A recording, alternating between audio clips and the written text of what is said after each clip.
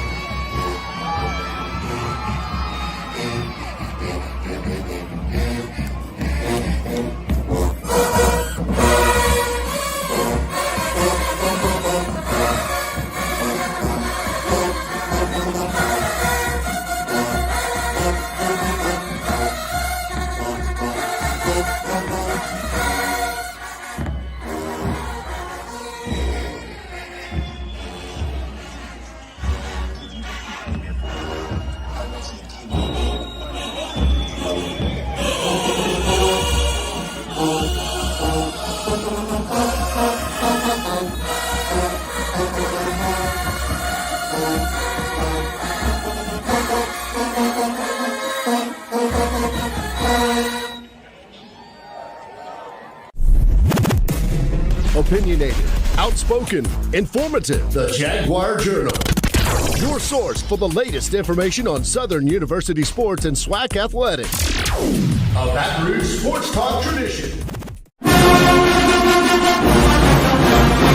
What's going on, everybody? I am Perry White. I'm the host of the Jaguar Journal. I want to make sure that you guys tune in live each and every Saturday morning from 7 a.m. to 9 a.m. on 107.3 FM. We also have our affiliates in Alexandria, Louisiana, as well as down in New Orleans. And if you're not able to catch us on radio live, you can subscribe. All right, it is the Jaguar Journal. Good morning to everybody. Good morning, good morning, good morning. Rocking and rolling early. Perry White, Brandi B. Harris. Good morning to everybody out there in Jaguar land on this wonderful Saturday morning. I expect more energy from you when I hear that buzz. I'm going to try this again. Good morning to everybody out there. It's the Jaguar Journal. Perry White, Brandi B. Harris. Good morning to the people out there in Jaguar land. I'm going to say it how I say it. That's what I'm saying. You better beat on the table. I better get some energy going up. What you said last week, big energy? Come on with that big energy this morning. How y'all doing? How you doing this morning, Perry? I'm doing good. How about yourself? I'm doing okay. It's been a long week, counting down the summer. Been a long week. Southern University baseball against Grambling played one game. Southern lost, unfortunately, 19-4 in 8 innings. Yeah, to Grambling of all the teams, right? But due to weather, the games for the rest of the other 2 games the rest of the weekend have been canceled. So this is it for Southern for regular season. So now next week they will move on to the SWAC tournament, baseball tournament that'll be held in Atlanta. So regular season comes to an end. It's supposed to have a weekend series, but of course we all know the weather all week. Southern also had a game against UNO earlier this week that was also canceled due to weather. So there's nothing you can do when Mother Nature's around, but something we can do. We got to get the baseball field together. So I don't know. We're going to have to do something on here and talk about trying to get some money or whatever, because when the field is in that type of condition, it's nothing you can do. Yeah, when I talked to Coach Kadar in February for Black History Month, we went out there to the field and got some video and continued the conversation out there. And he was talking to me about got to have sponsorships, man. When you go out to the field, if all of those placards on the back wall of the field are not filled with advertisement, that's a telling story, and that it kind of says a lot. So got to bring that back to the fold. But from talking to him, like I bring up all the time with that lack in federal resources to back up the rest of the university, everybody in their little department is doing what they can, the best they can. So unless there's someone that's in there is going to be that person that's going to be their main job, in addition to all of their other jobs. So it's one of those things that we know what has to happen. You just have to find the right person or the right people in place to make sure that it's happening. Well, I hope we find them so we can be able to fix those conditions, do some better things, get some facility upgrades is what they say. So you got to do capital campaigns. You go out into the Baton Rouge business community. You go out and elbow grease. You got to actually be out there working the phones. Going to it's a nonstop. You're probably having to sacrifice a lot in your other part of your life. Back in the day, to make sure that happens. We call that guerrilla marketing. You got to go out and you got to really knock on doors and shake hands and really form those relationships. Let's talk about some SWAC baseball. Matter of fact, as we come to an end for Southern, but for other teams around the conference that's still rolling on. And when you look over at the SWAC East, let's start from the bottom all the way to the top. Mississippi Valley at the bottom. They're 5-26 in conference play. Alabama A&M at 9-20 in conference play. Jackson State right there at 16-12 in conference play. They're currently riding a 3-game winning streak. Alabama State 18-11 in conference play on a 2-game win streak. Bethune-Cookman right there in that second spot at 18-10 in conference play. And then Florida A&M at 21-9 in conference play. And they're at the top of the SWAC East. Then we jump over to the SWAC West, starting at the bottom. Alcorn State, 5-23 in conference play. Pine Bluff, the Golden Lions of UAPB, 6-20. They're right there above Alcorn State. Southern right in the middle of the pack at 15-12. Currently on that 1-game losing streak due to that 19-4 loss to Grambling State. Prairie View 16-9 riding a 3-game win streak. Grambling in that second place spot, 18-8 in conference play. And at the top of the SWAC Western Division Conference, 18-6 is Texas Southern as these teams gear up and prepare to head over to the SWAC baseball tournament in Atlanta. It's going to be the second year they're going to have it in Atlanta. And we're going to see how things turn out. Last year, the Florida schools shocked everybody with Florida A&M and Bethune-Cookman basically battling out for the SWAC championship. And so this year, you look over on the SWAC East, the Florida schools once again are right there at the top of things with Jackson State right there behind them. Bama State traditionally was a team that was right there battling each and every year. And then, of course, Southern University has always traditionally been a team right there, but they have struggled. I think Coach Crenshaw is going to have to get this team on track as you get ready to go into the SWAC baseball tournament. Of course, 2 games, lose 2, you come home. I don't want to be in that position where you lose 2 and come home. We saw it happen with softball. But they say 2 in the deuce, and it was over. So hopefully baseball, we hope they can get hot at the right time. They showed throughout the year spurts of being good, especially with that big win over LSU on the road, which I think was their best performance of the year. But when you look at this team, they're just inconsistent. Up and down those midweek games they've struggled with, and they've also struggled in the past with a couple of these series games in conference. And so being able to not close this series out with Grambling, now they chill, kind of sit at home and wait around. But we have a huge show lined up for you guys today. Lonzo Harding is going to come on. He is the SWAC Alumni Association president. Big weekend here in Baton Rouge is the SWAC Alumni Association. Will be hosting an event tonight at the Embassy Suites, and he's going to come on and talk to us more about that. They're going to be honoring some SWAC legends and the fact that they moved this thing around the country. This year it is in Baton Rouge. And then we're going to have the Southern University football coaching staff. We're going to have all the coaches, offensive coordinator Mark Frederick, defensive coordinator Henry Miller. Also going to talk to Fred McNair, Steve McNair's brother. Right. Yeah, the original Air McNair. So Fred was the original Air McNair at Alcorn. Steve was Air 2. And then, of course, Terrence Grave, who is the head guy. So we got a full lineup prepared for you guys today. I hope you guys Everybody are locked around and loaded. here in South Louisiana has the football itch. And it's May. It's that time of the year. It's that time of the year, I guess. And start planning your tailgate. Get your tailgate groups together. Start pooling your money together. Getting the idea. I saw people pulling money already for homecoming floats. Yeah. Already, like now is the time to reserve your spot. That's it. This is the time. Figure out what away games you want to go on. Football is king around here. Football is king around here, and I cannot wait. I know you cannot wait. And we're going to be in the building, so that's why we're going to talk to the coaches and give us an update, because I know you guys are just dying to hear what's going on at Southern University football. So let's get ready to take a break, Mike. When we come back on the other side, we're going to have Lonzo Harding, the SWAC Alumni Association president, talk to us about their big event this weekend here in Baton Rouge. So you guys stay tuned. We'll be back more to Jaguar Journal. Danny Johnson, first and foremost, outstanding young man, great character, great young man. Can't say enough about him.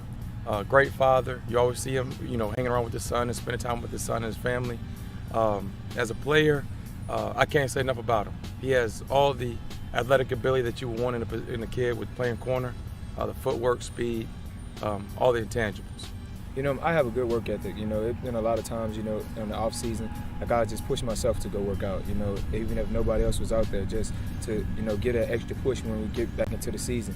Because I always wanted to have that edge over everybody else. So it's just that mindset that I have. I want to be one of the best. So I got to push myself. If anybody else does. And it's like a lot of stuff that I want to do with my son that I can't do because I'm playing ball. So my biggest return to him is just, having him come to games on Saturday. He can see his father play in front of, thousands of people. It makes him happy. So whenever he's happy, I'm happy. But just when I get the chance to just go home and, hear everything, he's been doing in school and, what he likes and doesn't like, it just brings me back to that fatherhood of just being around him, and that's what I like to do. I put academics over football because, I can't play football forever. At some point, I'm going to have to rely on that degree. So, that's my biggest thing, and that's one reason why I came to Southern, to get that degree. So I set myself up to where I'll be able to graduate right after the season. So if football doesn't work out for me, I can always come back and go to grad school. So, education is a big thing for me. Danny Johnson put Southern University on a national stage. Obviously, everybody knows about Jag Nation and Southern University, but you'll see Danny Johnson playing on Sunday one day, and he'll be able to be an ambassador, for the university.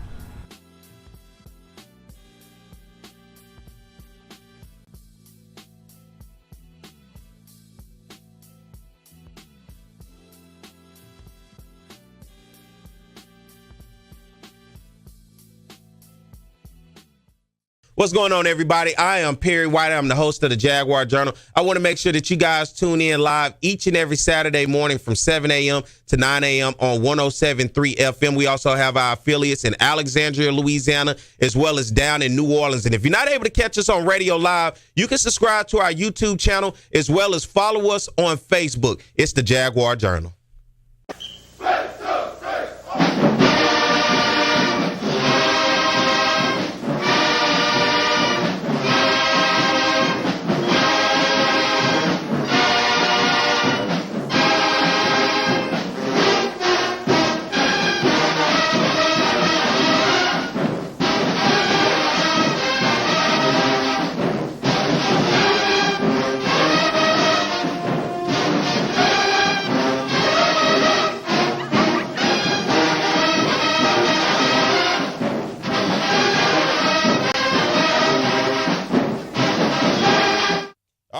Back. It is the Jaguar Journal. Good morning to everybody out there that's watching on our YouTube channel as well as watching on Facebook Live. And, of course, everybody out there in the Baton Rouge and New Orleans area listening here on 107.3. Good morning to you guys. Glad to have you here. Perry White, Brandi B. Harris. Good morning, good morning, good morning. Hey, Mike can't wait at this point. Hey, look, he was over there ready to We're click in tandem. All right, we got Mike. This. All right, Mike. I like that. So good to have everybody here with us. Be sure to hit that subscribe button on our YouTube channel. Hit that follow button on our Facebook, and then just turn your radio up a little bit louder for everybody that's in the capital city area. Listen on 107.3. As we continue with the show today, very special guest because there is a big event happening today in Baton Rouge, and nobody better to talk about it than the president of the SWAC Alumni Association himself, because this is a SWAC Alumni Association event, a Legends Award and Rose. So nobody better to talk about it than the president, Mr. Lonzo Harding Jr. Good morning. What we got going on, Mike? We good?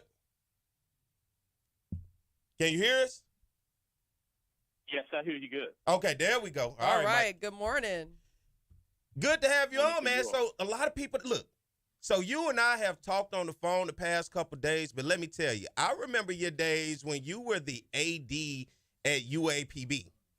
Because my mom went to UAPB, and so it didn't resonate with me until after the fact. I said, man, he was the AD at UAPB, so what's up, man? How was your time at Pine Bluff?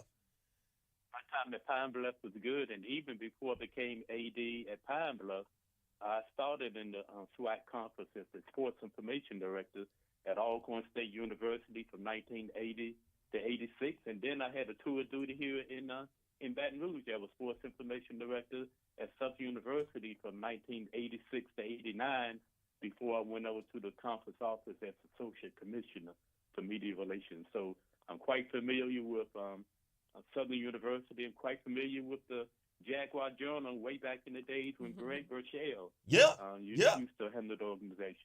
Let me tell you this, because I ran into Ashley Robertson yesterday, the athletic director at Jackson State.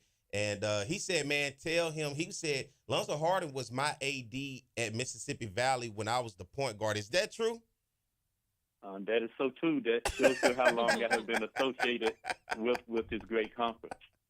Sounds like you are SWAC. Yeah, he is. He is somebody that can actually say, "I am SWAC." Yeah, you need that on the shirt. No better way to be of the SWAC by being the president of the SWAC Alumni Association. Talk to us about this event today at the Embassy Suite here in Baton Rouge, where it is a Legends and Roast event. What's going on? Well, first, the SWAC Alumni Association in Birmingham, Alabama, December 10th, 1999. That's my birthday, by the way. Suite. Okay. Yeah. Great things happen on that day. So the evening after one of the early SWAC football championship games in Birmingham, there were a group of individuals such as W.C. Gordon from Jackson, Marino Casson, who was at Southern University at the time, the great USA Today reporter Roscoe Nance, came up with this great idea to create an organization where you can always bring back the people who have helped to make this conference the great conference that it is. And out of that idea was born the SWAC Alumni Association. And then many years after that, they wanted to take it up a step further by not only bringing those people back for fellowships, but to bring them back at an event that will give them a pat on the back and an awards event to give them their just due for helping to make the SWAC the great conference that it is. Thus was born the Legends Awards and Roast. And tonight here in Baton Rouge at the Embassy Suites Hotel, it will be our 21st annual Legends Awards and Roast, where we will be giving awards out, the Lifetime Achievement Awards. I'm not familiar, Perry, you can remember the name, but Chuck Prophet. Chuck Prophet used to be over the SWAC Football Press Tour. So we have an award named the Chuck Prophet Wagon Master Award. Distinguished Service Award, which is our highest honor, will be awarded tonight. And we always close the event with the big Legends roast as well. So all of that is tonight, beginning at 7 o'clock at the Embassy Suites. It is a sellout event to show you how this awards program has stepped it up through the years. And the benefits from this event helps the current students at our university with a male and a female student athlete who have exhausted their player eligibility. They get degree completion scholarships from the funds generated from this Legends Awards and Roast. Well, it sounds like y'all are giving people their flowers while they can still smell them, and that's a wonderful, wonderful thing. Who are we honoring tonight? Okay, first with the Chuck Prophet Wagon Master Award, Mr. Andrew Roberts. Andrew, who's a graduate of Prairie View A&M University. He worked in sports information at Prairie View, at Texas Southern University, and at Arkansas Pine Bluff. He is currently the Associate Commissioner for Media Relations with the SWAC Conference in Birmingham. Andrew Roberts will get the Chuck Prophet Wagon Master Award. We have 3 individuals who will get the Roscoe Nance Lifetime Achievement Award. One of those you all just mentioned a minute ago, Mr. Ashley Robinson, the highly decorated athletics director at Jackson State University. Carl Doc Williams, a gentleman I had the pleasure of working with when I was in Southern University athletics. Doc Williams will get the Roscoe Nance Lifetime Achievement Award. Also, the late Jack the Ripper Spinks, the first Black Mississippian to play in the National Football League. Posthumously, he will get the Roscoe Nance Lifetime Achievement Award. Our highest honor, the Dennis E. Thomas Distinguished Service Award, will go to Mr. Charlie Neal. If you watch sports on television, I'm quite sure back in the days for BET, now HBCU Gold, Charlie Neal, one of the legends in sports broadcasting, will get a Distinguished Service Award. And, of course, we will close out the event with our annual Legends Roast. And there's no one more deserving of being roasted on this evening than the great former baseball coach at Southern, Coach Roger Cato. Man, let me come in. I need to roast both Say. of us. Yeah, I got some stuff to talk about. No, we're not gonna let Perry get up there and do a roast. PJ, No. What are you doing roasting me, PJ? Don't talk about me like that in front Let me of ask these you people. this, because roasts can get they can get intense. Is it one of those? Do y'all scream the jokes, or how intense does it get? No, we leave it on wide open for the roasters to say and do as they wish. And by the way, these are a few part of the program this evening, Mr. DeMorne Rutledge. I met DeMorne when I was sports information director at Southern. He was a student working in our department, of course. DeMorne is now one of the great attorneys here in Baton Rouge. He serves on the Southern University Board of Supervisors. He will be one of the roasters, a former baseball player and a former assistant coach, Fernando Puebla, will be one of the roasters.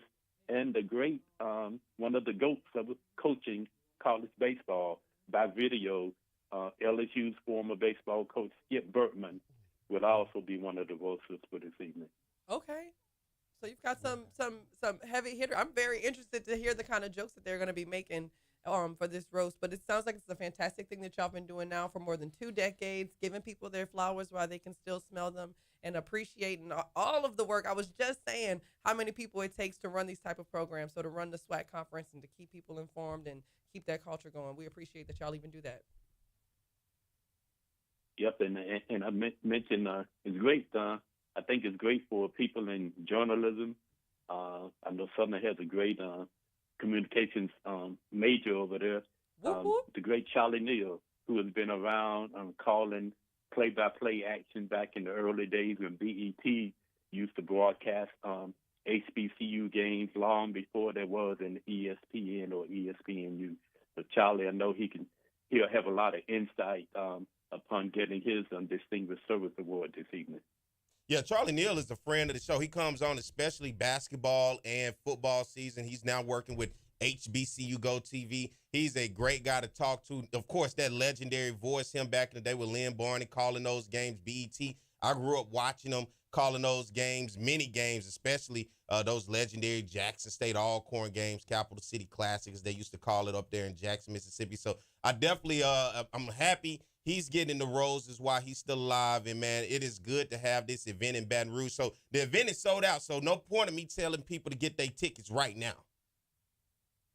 But the event is sold out. And what we're trying to do for those individuals who would not be able to have a ticket to come to the event, for the first time, we are looking at streaming the event live on YouTube and Facebook Live. So just stay tuned for a little more information on that, and we'll share that information later.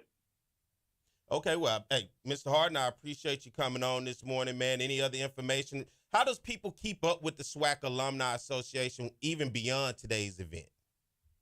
Yes, if there are individuals out there who would like to get more information about the SWAC Alumni Association, they can call me, and my number is 205-249-7304.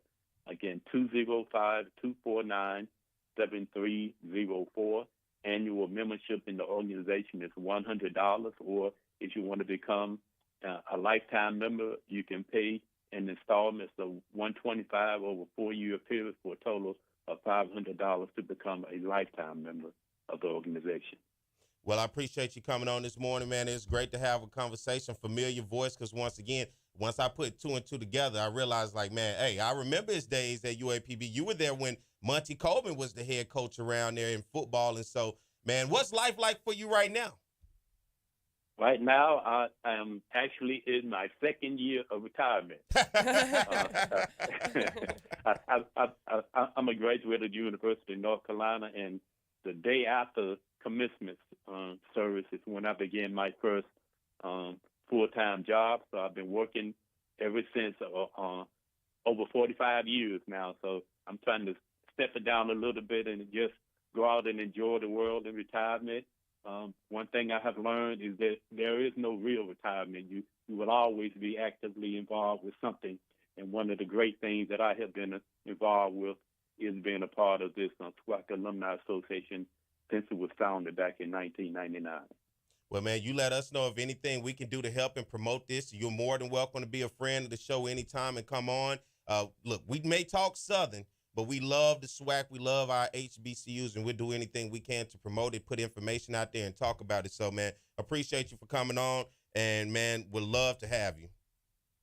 Okay, anytime, just give me a call. All right. Hey, Coach Frederick, if you're out there, give us a call back, all right? All right, thank you, Mr. Harden. Let's get ready to take a break. take a quick break. Come back on the other side. We're going to talk some Southern University football. All right, so y'all stay tuned. This is the Jaguar Journal. It's On the Yard Sports, and I'm Perry White, and what I need for you to do is go follow and subscribe to our YouTube, Facebook, Instagram, as well as Twitter right now. Talk about offense, we talk about Southern, and it begins with their passing game. Tom, beyond potent, we're talking about high octane, we're talking about fast break, we're talking about 41 points a game, some 500-plus yards since Terrence Levy has taken over this offense. Because that young man doesn't drop any ball. With the legacy that you started here, you got to feel happy to see it continue on with Doug Williams. Ball now back at the 22-yard line. Levy, no pressure at all. Touchdown, Ingram. The Bayou Classic. Levy on a first and goal play. Throws a touchdown. Grambling comes with a blitz. Levy steps in the pocket, and his pass is caught. One-handed grab.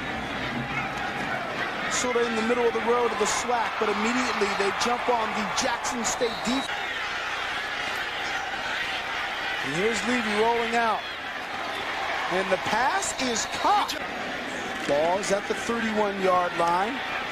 Again throwing the football downfield. Oh, and his receiver Hayes makes the catch. See you later. Touchdown, Southern. If you're going to get, I got some free tickets. Look out for it, brother. Going downfield. Oh, and what a play by Southern. Score. He's played a lot tougher ever since.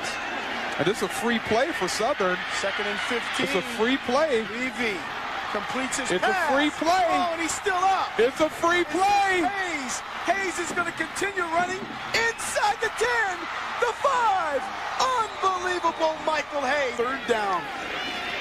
And 23 for a first. Levy over the middle. Nice pass that time. 2nd and 20. Levy doesn't have to get it all, but he's going to have to pick up some yards. Here he is throwing. Nice catch made. Receiver, Michael Hayes. There he goes. Hayes makes the catch. Hayes still on his feet. Hayes looking for blocking. Hayes trying to find a hole. Hayes is still on his feet. He alley-oops. He's inside the 15 and drawn out a foul.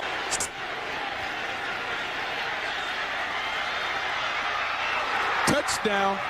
Backfield. Plenty of time for Levy across the middle. Has his man at the 15. You know, I don't know if you want to break the spirit of Terrence Levy or not. Here he wings one wide open down the middle, and a one-handed grab made. The way. 3rd down in 4. And here's Lewis off the catch. Lewis still on his feet, and Lewis is streaking down the sideline. Touchdown. So they move back 5 yards. Levy on 3rd down. Looking down the sideline. Yes, sir. Big time play. Guys, stepping up like they're going to. All right, it is the Jaguar Journal. Good morning to everybody. Good to have you guys join us this morning. I'm Perry White, Brandi B. Harris. Good morning, good morning, good morning. Y'all know what time it is. So every time I say her name, that plays? Say it again. Brandi B. Harris. Period. Period. Good morning to everybody out there. Let's do it one more love it. time. Brandi B. Harris. You want to get in on it. Okay, look. Good morning to everybody out there watching on our YouTube channel as well as on our Facebook and everybody listening around the capital city area on 107.3, man. Look, we're having a great show. Thank you for Lonzo Harden coming on talking about the SWAC Alumni Association tonight's Legends and Roast event that they're going to have right here at the Embassy Suite. Sold out event. I think he said they're going to try to have that thing straight. It's sold out already, so you can't go. Me? No, I'm just saying people in general. It's sold out already. It's that popular. Had I known, I would have tried. I didn't know. So to finesse something? Coach Kadar, I would never let that man get on stage. I would never let this man get on stage and try to roast you. I don't want to roast him. I just want to go. I didn't even really I would know never about let this Perry event. get on stage and try to roast Coach Kadar. It would Why get not? way too personal. We're not doing that. We want to keep it light, keep it fun. You already in here doing your little Kadar impression. No, you ain't got to do it again. You're talking about me on the radio, PJ. I cannot believe this. You know how he got. Now, if the phone line start blinking, I'm going to say that's for you. You need to pick up. Look, Kadar called me at least 2-3 times a day anyway. So, look, we have these conversations all the time. All right, let's keep things going today because guess what? It is football season around the corner. And I know you guys are just itching to know what's going on with Southern University football because there's a new regime. Coach Terrence Graves taking over as the head coach in his first year. Then we look on the offensive side of the ball. Of course, Eric Dooley had the offensive coordinator position as well as head coach last year. But now Southern with a new offensive coordinator, he's not – hey, listen, he's no stranger to Southern University in football, right? And he's back at home, and we want to welcome here to the Jaguar Journal Coach Mark Frederick, Southern University offensive coordinator. Good morning, Coach Frederick. Good morning. How you doing? Doing good, man. Good to have that energy. Wake up, Coach. Yes, sir. Yes, sir. That's what I like, man. Good to have you. But a dream. What'd you say? I said, don't nothing come to a sleeper but a dream. All right, then. Come on. Look, I think the Jaguar Nation saying, well, can we wake up and get us a championship? That's what they've been dreaming long enough, Coach. Now they ready to wake up and see that celebration bowl, man. And, you know, it just seemed to have been eluding Southern University for so long. And Jaguar Nation, I think all together looking at, they're ready to get to Atlanta and show Atlanta what we all about. And for you, Coach, you have come home. You're back here in Baton Rouge. You're going to show the fans what you all about as an offensive coordinator. Of course, you were at Prairie View last year. Prairie View won the SWAC West, came to Baton Rouge and beat Southern. And then you guys went on to take on Florida A&M in the SWAC championship. But then you come back having the role of offensive coordinator here. For you, what is it like to be back on the bluff and then have that role of offensive coordinator for yourself? Man, it's a blessing. I can't complain. I'm enjoying it. I'm getting nothing but love. I'm seeing a lot of former teammates and stuff. Now they're head coaches and coaching at other high schools and stuff. And it's just been fun, man. It's a great ride so far. And then I'm back under Coach Gray, the guy that coached me at Southern. So, I'm ecstatic. You the young buck now, the young buck back in town telling you done grew up now look at me. So it's good to have you back though, man. And now you're talking about, let's talk about your offense because this is what everybody wants to know. Of course, for the past 2 years, Southern offensively has struggled, especially from the quarterback position. We looked at Bashan McCray, and then last year we looked at Harold Blood. Now, for a lot of people, they would say, you know, they played good enough, but for a lot of the fans who had, you know, just wasn't feeling it, did not like what they saw. And for you offensively, let's talk about your philosophy and the types of schemes that you're looking to install here at Southern University to give the fans something to watch for. Well, the first thing we're going to do is we're going to be disciplined. We're going to be disciplined. We're going to play sound football because you can't win games playing behind the chains. So we got to get that cleaned up. And also, we're going to push the ball down the field. Okay, we're going to take what the defense gives us. Everybody say, oh, man, you run the ball. Well, we take what the defense gives us. If you give us a light box, we're going to run the ball. If you load the box, we're going to throw the ball. And I think offensively, we got some weapons here at Southern University that guys, you know, if you put the ball in their hand, they're able to make plays, and that's what we're going to do. We're going to be balanced. We got 3 good quarterbacks. I thought coming out of the spring, each one of them showed their own unique talents and skills. I'm excited about it. And then the most important thing, I got grades yesterday. All 3 of those guys pretty much, I think Noah almost had a 4.0. So I'm excited about that room and where we're headed. Let's talk about that room. Let's talk about it. That's the big question. The quarterback room, of course. Noah Biden coming back. He is the guy with the most experience when you look at coming from Grambling. He had played 4 games there. Then you look at the younger guys behind him, T-Set. Then you look at Jalen. What does that room for you look like as these guys are being groomed? Of course, Willie Titan, Coach Titan, coming from Mississippi Valley, the great Coach Titan coming from Valley. He's been around the SWAC, but to develop those guys and get them prepped and ready, what does that room look like for you? It looks awesome, man. We only had about 2 installs in the spring. You know, I didn't want to give them a lot. I just wanted guys to be able to line up, understand the base of the offense, and be able to play fast. Now, over the summer, we're going to throw it at them. We're going to we're going to put the whole thing in, and we'll be ready to go come fall camp. But let's talk about Noah. Noah probably got the most experience out the group. That's why he went out first. But we mixed it up this spring. Each guy had a chance to go with the first team, the first group. And I like what I saw. T-Set was a little banged up this spring, but he came back toward the end, and he played in the spring game. And Jalen Woods showed promise as well, man. Like I say, each one of them got their own unique style.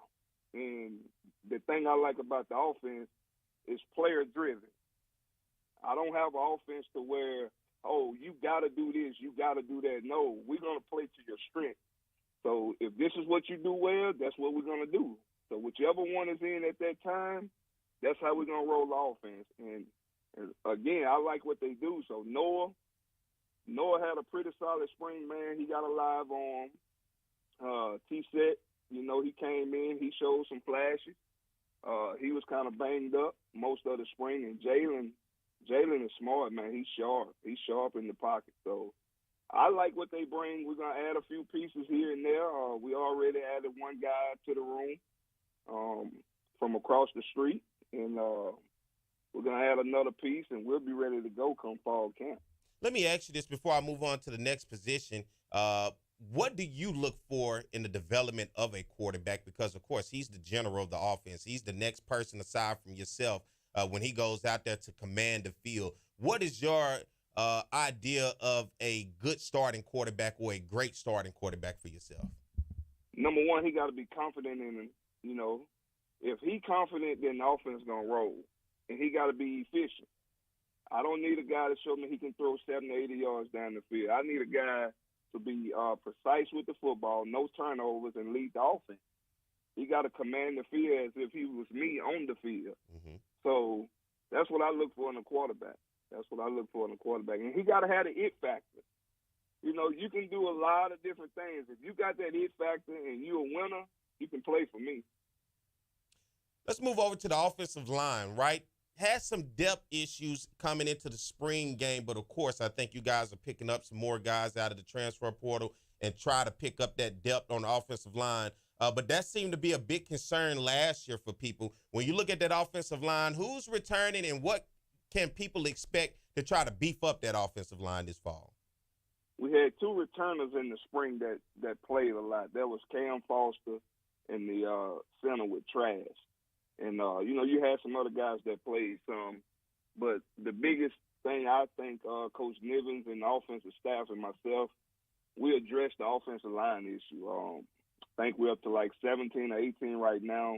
We're bringing like 20 to camp. So we're going to be solid up front. We're going to be physical.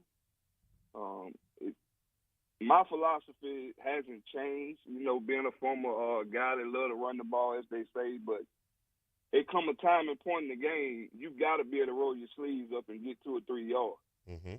And the biggest thing I say, I tell the O-line and I tell the running backs, because you're a part of the O-line in pass protection. We can't throw the ball nowhere if we don't keep the quarterback upright. So if we want to be able to pass the ball, we got to be able to protect. If we want to be able to run the ball, we got to be able to open up holes. So we addressed that issue. I think we did a great job of signing guys, evaluating talent, bringing them in. And like I said, we're going to add probably 1 or 2 more guys to that room as well. And you're talking about that offensive line. That's keeping the quarterback upright, but it's also you're talking about open up the holes for the running back. And you have a running back room, of course, Kobe Dillon, Kendrick Grimes, just to name 2. What about that running back room that I feel has some depth to really be explosive this year? I'm excited about that room, man. Guys say, hey, man, Coach, you the running back coach, so you showing, you're going to get them more love. I said, nah, it's not going to be like that. As you saw in the spring game, we spent it around a little bit more than we ran the ball. But, man, that's going to be exciting to see all of those guys complement each other this fall. So we got Kendrick Grimes, we got Kobe Dillon, C.J. Russell, Tice Fugilate, Braylon Morgan. Man, I'm excited about that room because, Ryan's, Coach, I'm Mr. MVP. I said, yeah, but we got some work to do. Mm-hmm. DJ Russell, he back healthy. Kobe Dillon back healthy. So I think them guys gonna complement each other very well. And I like Kobe Dillon, of course, a former high school quarterback converted over to running back here at Southern. Man, look, I'm a huge fan of the Wildcat package. A lot of my friends, listen, they like, what you laughing for, man? Look, that Wildcat, is something special about that when you have the right athlete back there. So I'll just leave it at that. Now let's move over to the tight end position because I saw some big things out of our tight ends coming out of spring football. And it's been a couple years since we've really seen Southern's tight ends really be an effective part of the offense. But it looked like you were using them, and guess what? They were effective. We're going to use the tight ends. We had 2 this spring, Minor and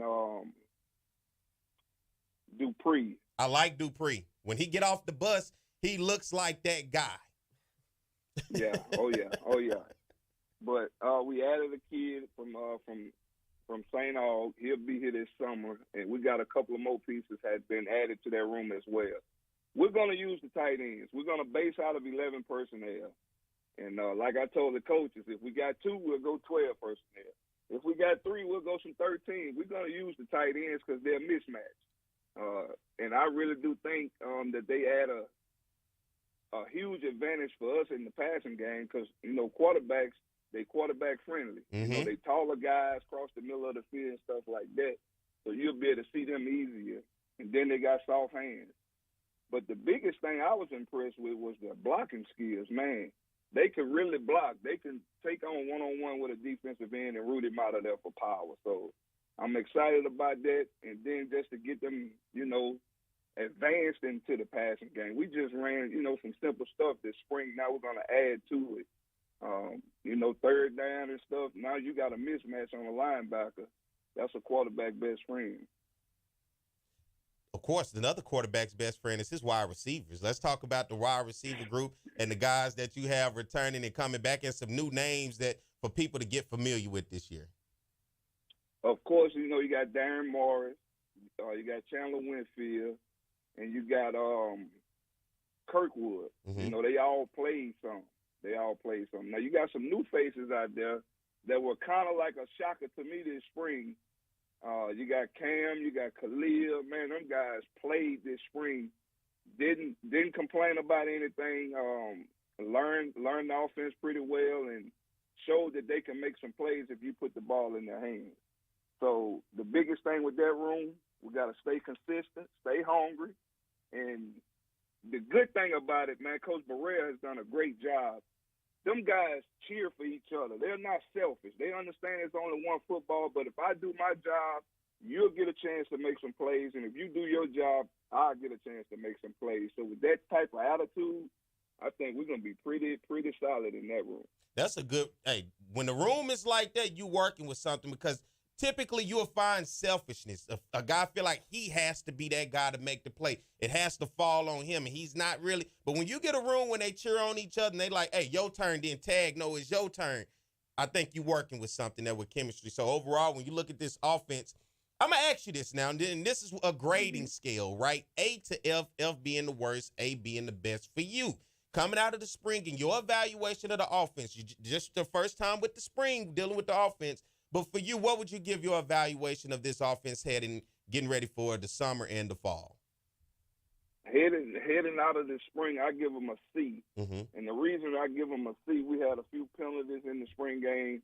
I'm okay. I'm not okay, but I'm okay if there's a holding penalty, something like that.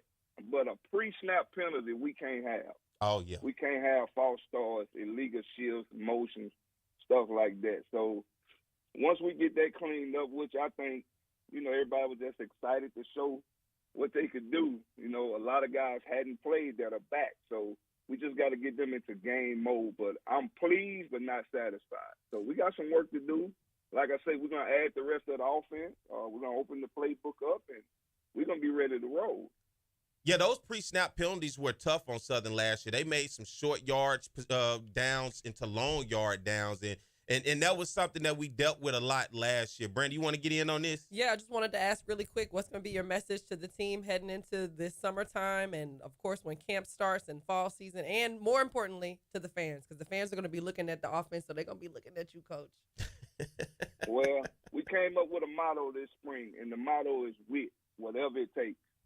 So it doesn't matter. No one is going to outwork us. We're going to be prepared. We're going to be ready to go physically and mentally.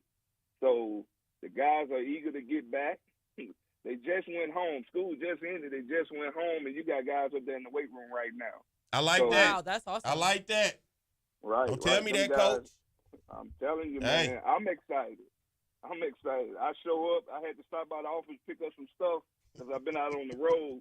I look in there, man. They in there tearing the iron hole up. So that's excitement for me, seeing them guys taking ownership and putting in the work right now. So we're gonna be ready. We're gonna be ready. Trust me. And Coach, you know what's crazy? I guess what I'm gonna call myself, I'm like an honorary coach, like the side coach, because listen, people listen to this show and they watch me on other shows. They send me all of these players, Coach, all the time. Hey, I have this kid that wants to transfer that's looking at Southern. Hey, this kid right here, man, you would not believe. And I'm like, do these people think I'm a recruiter or something? Do they think I'm on the staff at Southern? Because they always sending me something to send to you guys, man. So, you know, if I send y'all something every now and again, hey, this ain't, I'm just letting you know the people are reaching out to me. So I'm honorary a little bit. That's awesome, man. I don't know if you got my phone number or my email. Either way, just get in touch with me. They will get evaluated. They will get evaluated. Trust me. Well, I got about 3 offensive linemen waiting right now in my inbox. So, I mean, look, I just stay on the line when we get ready to get off. I'll get your number and we'll go from there. But that way we can have the conversation. Brandi, you got anything for him? No, Coach, we're all looking forward to a fabulous fall. We are already thinking hard about football. So make sure that this camp that y'all are putting it in, and we'll talk again soon. I'm assuming, Perry, right? Before you better we're believe going to talk again soon. Yeah. The people going to want to hear from Coach. They're going to want more on. about how these guys have been working so hard in the offseason. We're going to want to hear more about that. Definitely. I'm always here. Phone call away. Well, Coach, man, I appreciate you for coming on this morning. Hold on after we get ready to get off so I can chop it up with you off the air. But, man, I thank you for coming on. Give us some insight about the offense, man, because guess what? The people love the offense and accountability. You know, hold on. I will say, last year we dealt with some hard truths where there was a lack of accountability when it came to offense. Will you be accountable, Coach? Hey, when you come by, next time I see you, we're going to talk about our deal. We call it the card member: coachability, accountability, responsibility, and dependability. Wow, and I like that. So we already got that in place. That's taken care of. The guys understand it. So trust me, we're gonna be on it. We're gonna be on it, Perry. Whatever it takes, Coach. Whatever it takes. Go. Look at she's bought in already. The culture is being built. Thank you, Coach, for coming on this morning. That is the voice of Coach Mark Frederick, Southern University offensive coordinator. Thank you for joining us this morning, Coach. And we got to get ready to take a break. We're at the top of the hour. We kind of blew past one, but when you're having great conversation, that's what happened. But when we come back on the other side, we're going to have defensive coordinator Henry Miller talk to us about Southern University's defense, something I've been proud about the past 2 years. Southern's defense, I think, has really kept us in the game. So it'll be exciting to have him on and have a conversation. So you guys stay tuned. Go get your coffee. Go run to the bathroom. Go do whatever you got to do. Full show lined up for you guys, and we'll be back at the top of the hour. Stay tuned. It's the Jaguar Journal. Southern was a little late to the game of football. They had started earlier in the CIAA up at Hampton and those schools up there. And when J.S. Clark became president of Southern University in 1914, he had already visited Tuskegee and these Howard and the other schools, and they had a football program. And he wanted to compete with them, not just in the classroom, but also on the football field. So it started as an intramural. We had intramurals when we first came in 1914 through 1916-17, and then the intramural program evolved into the varsity, into the football program in 1918. Coach Big Charlie Holmes from Colorado State, he came here as an assistant coach, but he took over around 1922, 1923, and he did very well through the early 20s. But he came up to 26. He broke even. He was expected to do well. And 27, I don't find any records where he won any games there. And he was replaced. But the person he was replaced by was a legendary. Name is Bryce Union Taylor from the University of Southern California. Out there, he had been an All-American. He was the guy that stopped the four horsemen of Notre Dame, and then he went to Chaffin University in South Carolina at 27. In 1928, he became the head football coach at Southern University and athletic director, and he really put Southern on the map. He had a lot of firsts. First of all, he had the first All-Americans we had came under him. Therefore, he had the greatest winning percentage in Southern University. He won 85% of his game here, and he had our first undefeated season in 1931 when he was 7-0, and but he was not declared national champ, but he was considered for that. But he was our first great coach during that early period, Bryce Union Taylor. We don't want to forget him. Arnett W. Mumford, he's a national icon in coaching. He had coached 10 years in Texas, Jarvis Christians, Bishop, and Texas College. But the last 5 or 6 years at Texas College, he was very, very outstanding. He won 2 SWAC titles, and he had won a national black championship at Texas College and 35. So therefore, Southern was interested in getting him here, and Dr. Felton Clark was very instrumental in the person to get him here. But his impact it goes much further than Southern University in the state of Louisiana. He won 12 SWAC titles, 10 of them at Southern and 2 at Texas College. And he won 5 or 6 national black championships. And also, he was very successful in the first interracial bowl game, the Fruit Bowl in San Francisco in 1948 when he played San Francisco State, and he won that game decisively. But his influence extended much further than the boundaries of Southern University. He was recognized nationally as a great coach. His winning record, he didn't coach over a period of 35 years, and a couple of those years they didn't have teams because of the war. But he won 246 games, second only to Eddie Robinson with his 402 game over 55 years, I should add. And so they always had loyal supporters, and they would follow the team everywhere they would go in large numbers. So Southern became the team that everyone loves to beat. Loves every Saturday. It's the toughest game we have every Saturday. So if they don't win another game, they figure if they win the Southern game, they had a good season. And because we carry a large crowd with us everywhere we go too, so a lot of people like that. And we like to brag about how good we are. And of course that helps out. But it is a vista to the university, using the football athletics period to use that way to introduce the university to people who may not have known the university. Went through a period of 20 years, 30 years, I believe it was, after Mom, till we got Coach Peach Richardson in 1982, 83, and then he returned us to the glory years. Rivalry with Grambling has always been there because it's an intrastate rivalry. And we played Grambling a few times before 1948, but after then, we didn't play them anymore until we became a member of SWAC in 1959. But FAMU filled that void with Jake Gaither and A.W. Mumford. Those were some of the greatest games that you ever would see, and they became our main rivalry after 1948. But the exposure that the biggest thing that we can say about the rivalry is that the Bayou Classic, coming to Bayou Classic in 1974, was the biggest thing for any of the HBCUs. First of all, we played in Tulane Stadium in 1974, the first game because the Superdome was not complete, and we had over 76,000 fans and a national television audience. And we never looked back from that. So there's great exposure for the university, not just for football, but for the university period.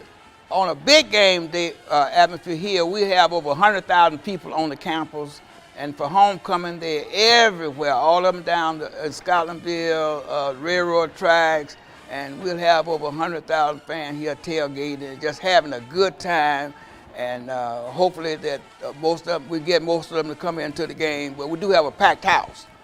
We can get 29,000 to 30,000 people in our stadium, and that's what we have every homecoming and other big games that we have. Getting a degree is more than just studying. It's an interrelationship that you get and the good experiences and things that you have, and that forum of athletics affords you that opportunity to do that. So we need both, but you should keep them in perspective now. Remember, you don't put athletics above academics, but they work together. If you don't know where you come, you don't know where you're going. And the other thing that a quote I have that until a lion writes his own story, the story of the hunt will always glorify the hunter. And by that, you need to tell your own story. Don't let nobody else tell your story because they're not going to tell it like it ought to be and like it should be. But it's important that you write your own history so you can tell that story.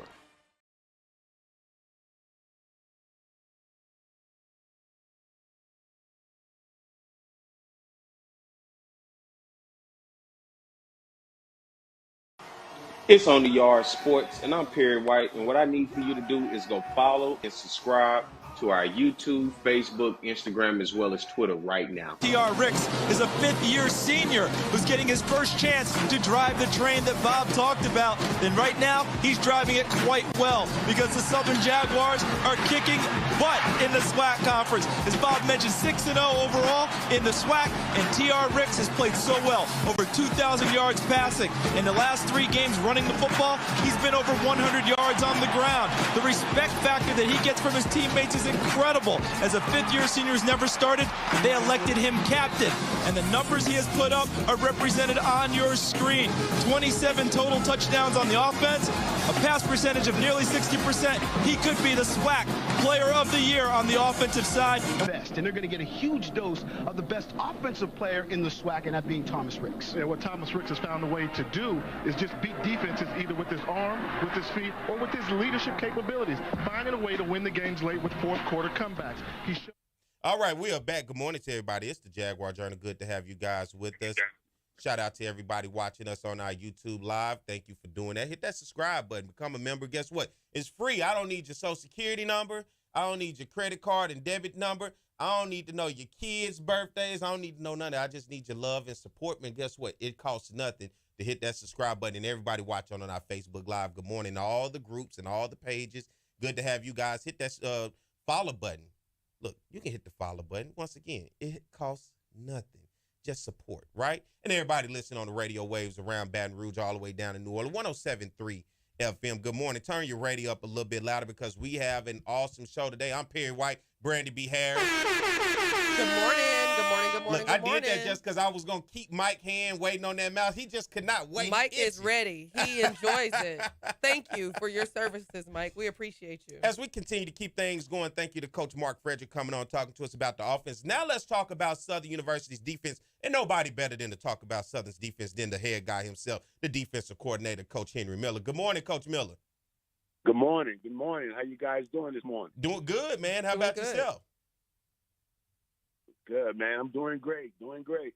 Good to have you on. So the same thing, like I always do this. Everybody know how close and familiar I am to UAPB. I did it with Lonzo Harden earlier when he was the AD at UAPB, of course, during that time of Monty Coleman there. But you were also around at UAPB during the time when I think I was there because you and I know you coached a lot of the guys that I know from out of that area, man. So I always ask people, how was your time when you were up there in Pine Bluff?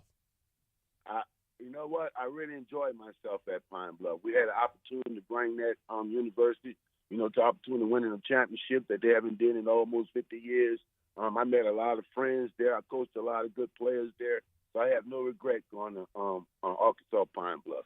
Actually, the head coach there now was my GA. So that's how far back I go. Really? Lonzo Hampton? Yep. Yeah, Lonzo Hampton was my GA. From a small town south of Pine Bluff called Warren, Arkansas. Of course, moved around. Warren, Arkansas. He had just left the high school, Warren High School. Yep, the Lumberjacks. He came and joined us and Coach Forte at Pine Bluff. I remember RP Coach Forte, man. Coach Forte was a good guy. He had came over, I think, before he came to Pine Bluff. He was at Norfolk State, if I'm not mistaken. But Coach Mo Forte, man, was a good guy, man. I look, real familiar with him. Good to have you on, Coach Miller, man. As now we're talking about Southern University defense, and for me and many fans, when you look over the past 2 years, right, and this is just the honest truth because that's what this is, Southern offense has kind of been that circle for many fans, but when you look at Southern's defense, I, for one, and I think many others would agree to say Southern's defense pretty much kept us in games and kept us alive when we thought it was just pretty much over. And for you, when you look at defense, let's talk about your defensive philosophy. What set defensive scheme do you run and your philosophy when you look at your overall defense? Well, of course, my defense is a 4-2-5, attacking, pressuring defense, which means that, every opportunity I'm going to send somebody. A pressure defense means you're going to send 5 guys every snap. It's up to the offense to figure out where that 5th guy is coming from. Okay, the object of it is to create one-on-ones. And I feel that if I can get my guys in a one-on-one, we're going to win 60% of the time. Let's talk about now. Let's go through the positions. Let's start with the defensive line and talking about D-line and D-ends.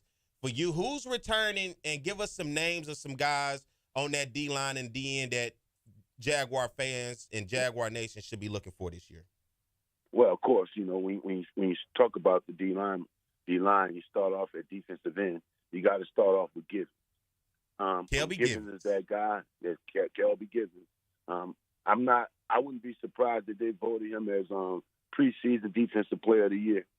He had a lot of votes last year. I think he finished like second.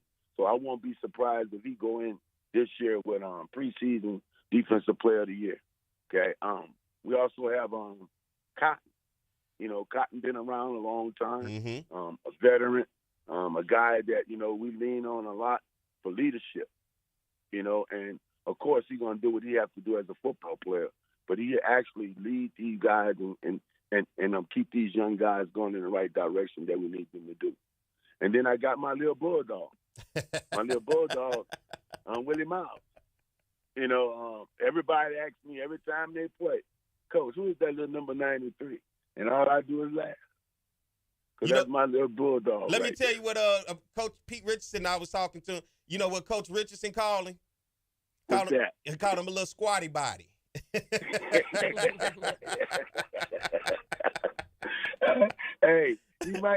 He get the job done. He get the job done. Coach Rich said, look at the little squatty body out there. So he get the job done. I call him my pit bull because he fights and he just never give up in it. And every time we need a play, when you turn on the tape, he in there making the play. He is. You are not lying. He is there. You know, so, you know, and of course we got other guys that coming in, you know, that will be here in about a couple of weeks. And we'll finally have an opportunity to see our full team. What you look for in the D-line, because, of course, you disrupt things, right? You disrupt the run game for offenses. You put pressure on quarterbacks. Yeah. What do you look for as I call it, in a perfect world for a defensive line? Well, the first thing the defensive lineman got to be able to do for us, and me and Coach DeMarcus Miller and Coach Everett Ty, we talk about it all the time, that the defensive lineman got to establish another line of scrimmage. We got to establish it. You know, we got to be in the opposing backfield. That's the only way that this pressure defense starts. That's why I say that it's important for our defensive line, because they're the motor of our defense. You know, they make our defense go. If they not, if our defensive line is not creating another line of scrimmage, then all of the stunts and all of the pressure that I come in ain't gonna work. So they got to create another line of scrimmage, and that allowed me to send my pressure. Let's move over to the linebacker position. Now, this is a core position that I want to see get strengthened for Southern, because it hadn't quite been where I thought it could be. But for you, with the linebacker position, what do we have at that? Well, you know, of course, you know, we have Derek Williams, who's been around for a while, you know, a veteran, you know. But what I saw coming back to our linebacker position is we needed depth, and that's what we went and did this summer. This spring. We went and created depth, and we also created competition. So you're going to see a lot of good linebackers out there this spring. But, of course, you know, you got to lean on a guy that's been there, and that's Derek Williams. Mm-hmm. What about some new guys, some new names that you see have maybe stepped up in that linebacker role? Well, Vincent Page, the guy that we just signed. I think that, you know, Vincent Page is 6'2", 225 pounds. I'm expecting some things from him. Every time you turn on the tape, he's doing some great things. Also, the guy out of California, Camelo, another guy, 6'1", 220 pounds, can fly. You know, this is the type of linebacker I think what we needed to do was get faster. Okay, so I think that we did that. We got faster, then we still have Mike Jones. So I think that what we're doing, Mike Jones.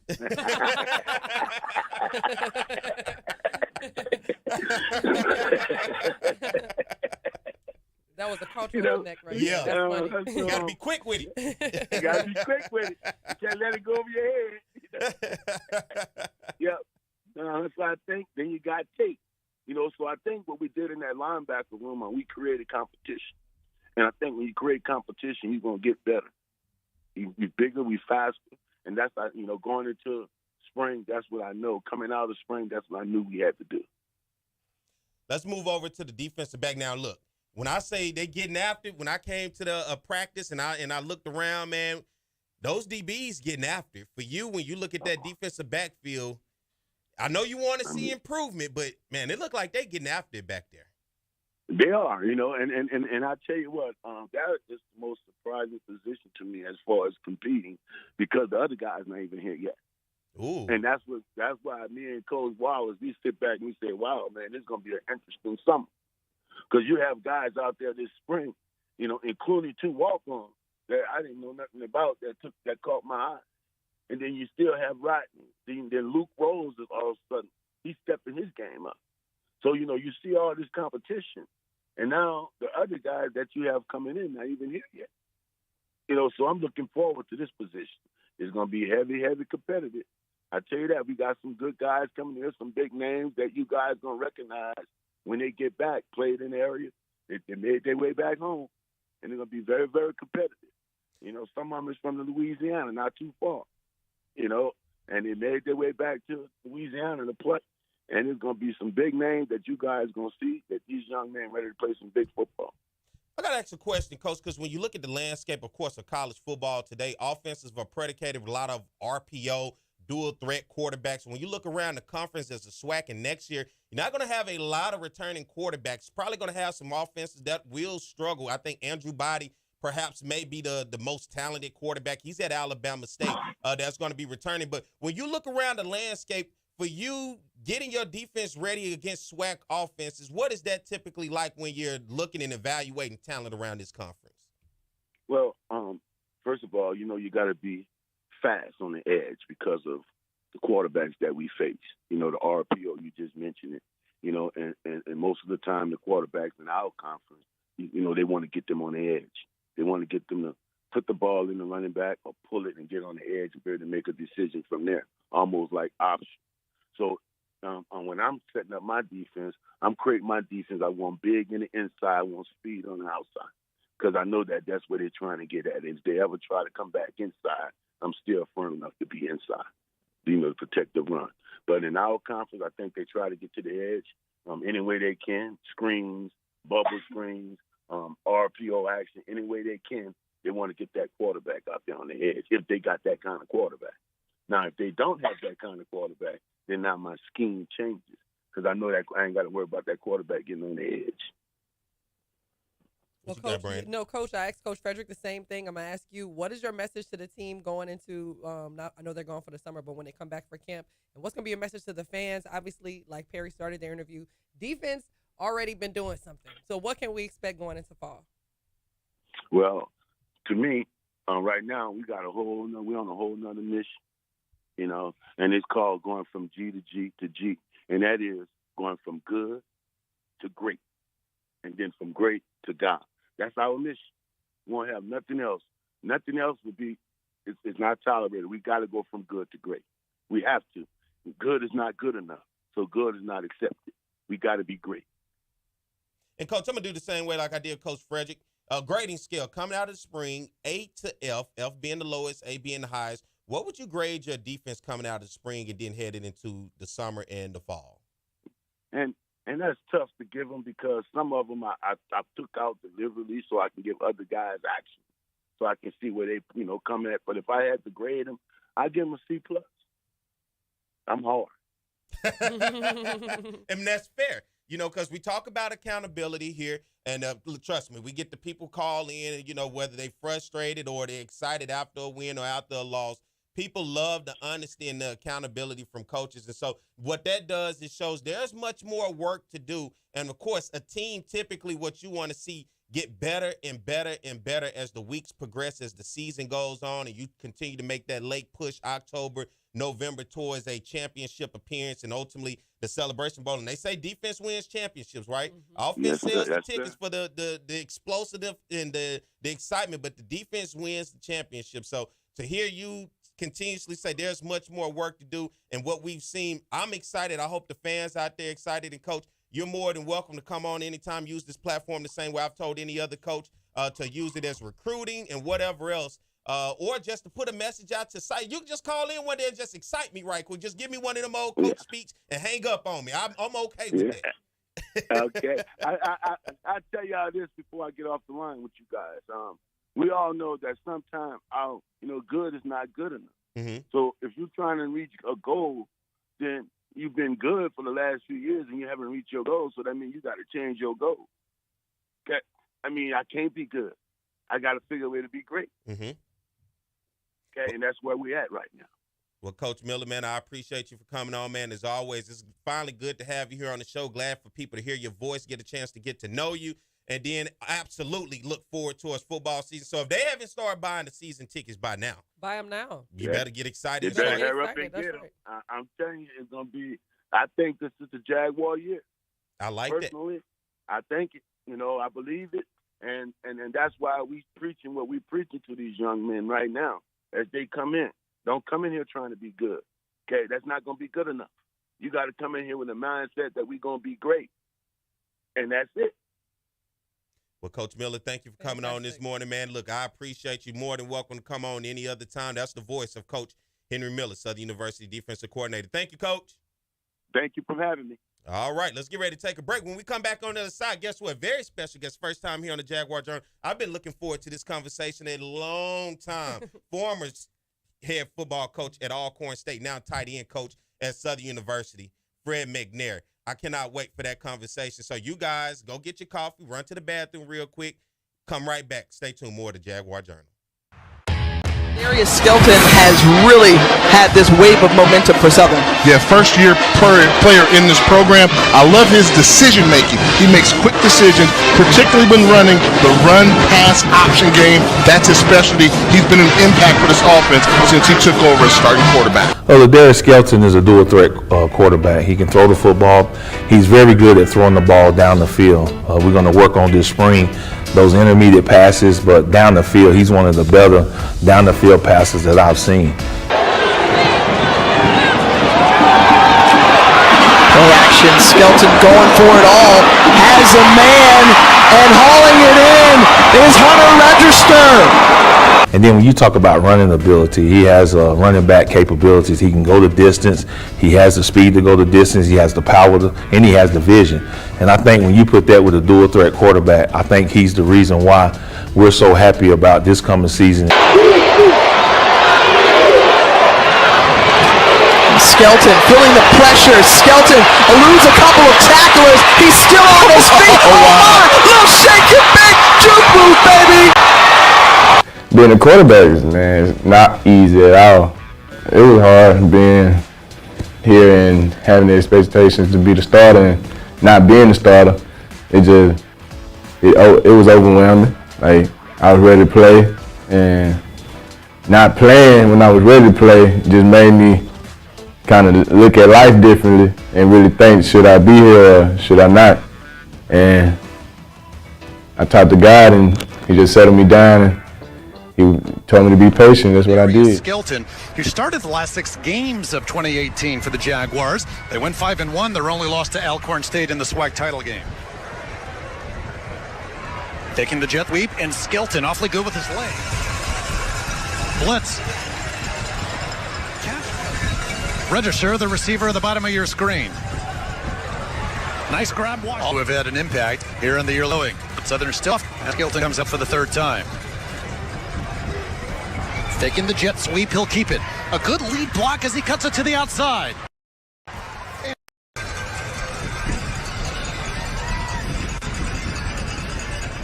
The fake to Ben. Skelton will run. And dragging with them for a few yards. Darius. The time, stepping up into the end zone, has registered. Flag down, catch made, touchdown, and it's actually first quarter yards. Southern 121, McNeese 40. Fresh set of downs as we begin the second quarter, and looking deep, Skelton for Register. What's going on, everybody? I am Perry White. I'm the host of the Jaguar Journal. I want to make sure that you guys tune in live each and every Saturday morning from 7 a.m. to 9 a.m. on 107. All right, we are back. It is the Jaguar Journal. Good morning to everybody out there. I'm Good Perry morning. White, Brandi B. Harris. Thank you. fantastic. Hey, it's okay. You'll grow into the role. We got John in here, Mike and John back here. John is learning how to get it together, but guess what? Hey, let's see if he's ready. Perry White and Brandi B. Harris. Okay.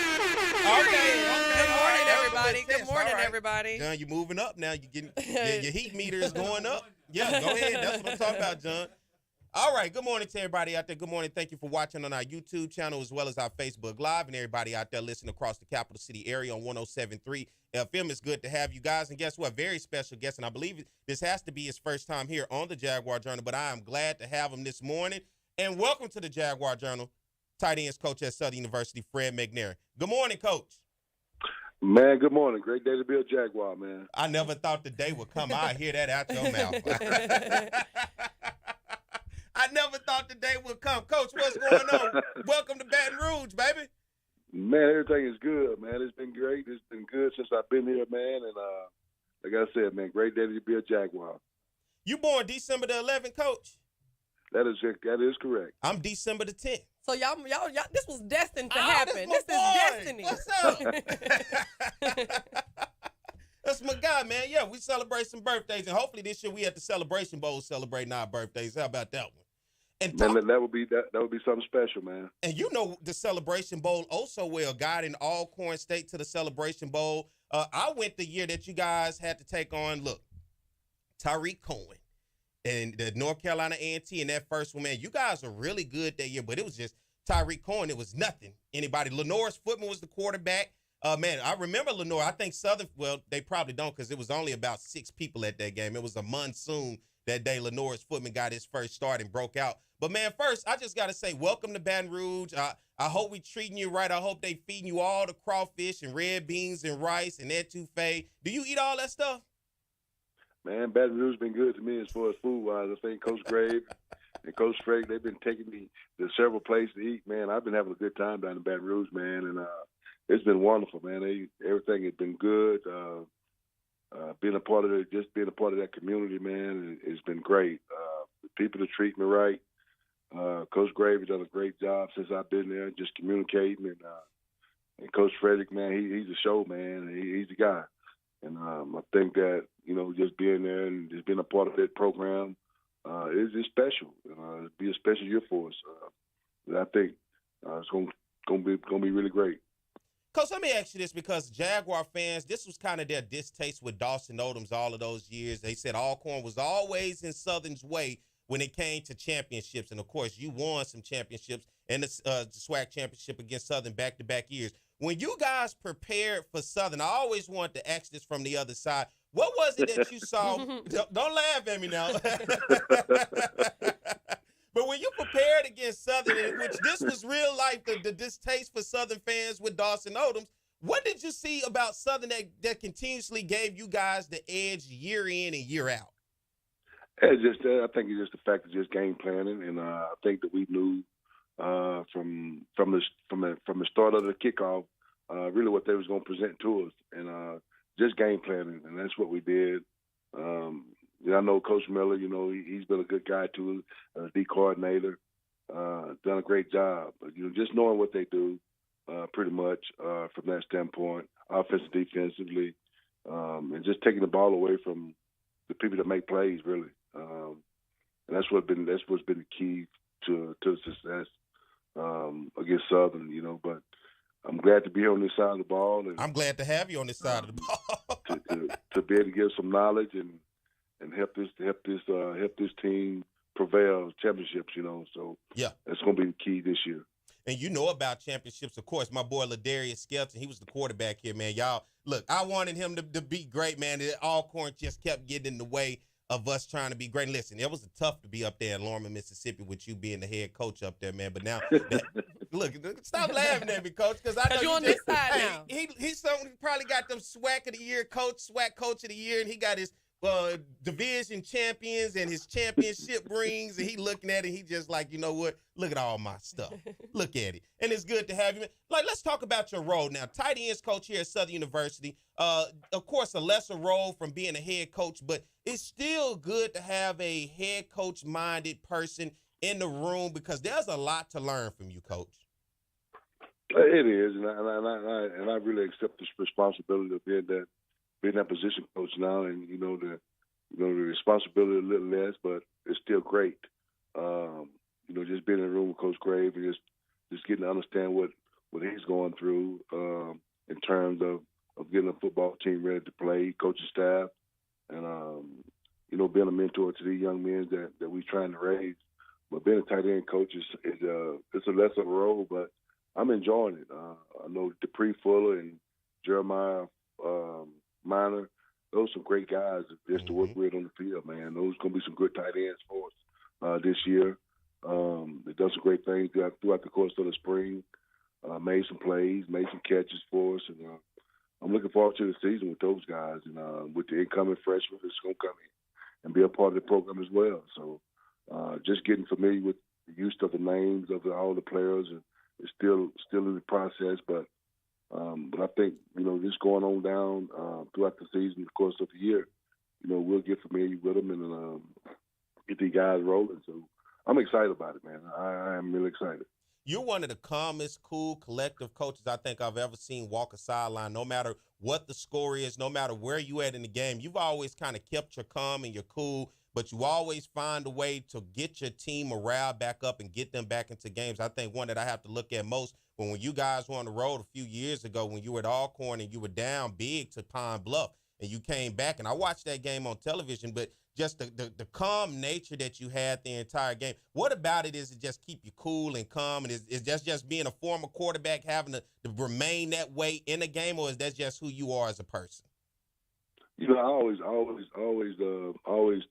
took the game as an even kill, just the preparation through the week, and I know what the guys do through the week, and I know what they could do. I coach through the week, and on Saturday, it's a whole lot easier for me to just sit back and watch and manage the game.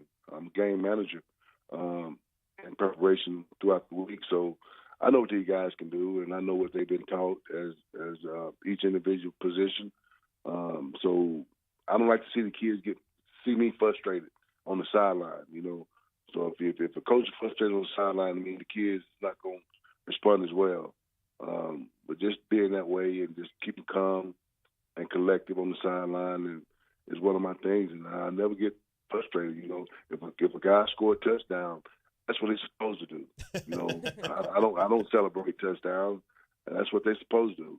If a defensive guy get a sack, that's tackle for a loss.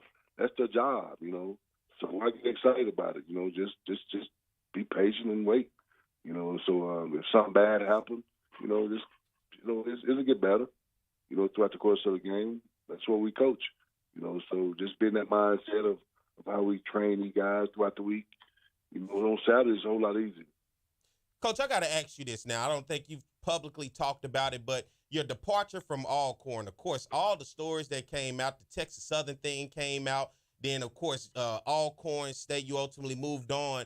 Can you touch on, how that time frame, because I don't know if that was supposed to get out about Texas Southern or if that was conversations that was in the mix, and then it just seemed like everything just kind of went downhill once a story came out about Texas Southern, then on the back end with Alcorn State. What happened there, Coach?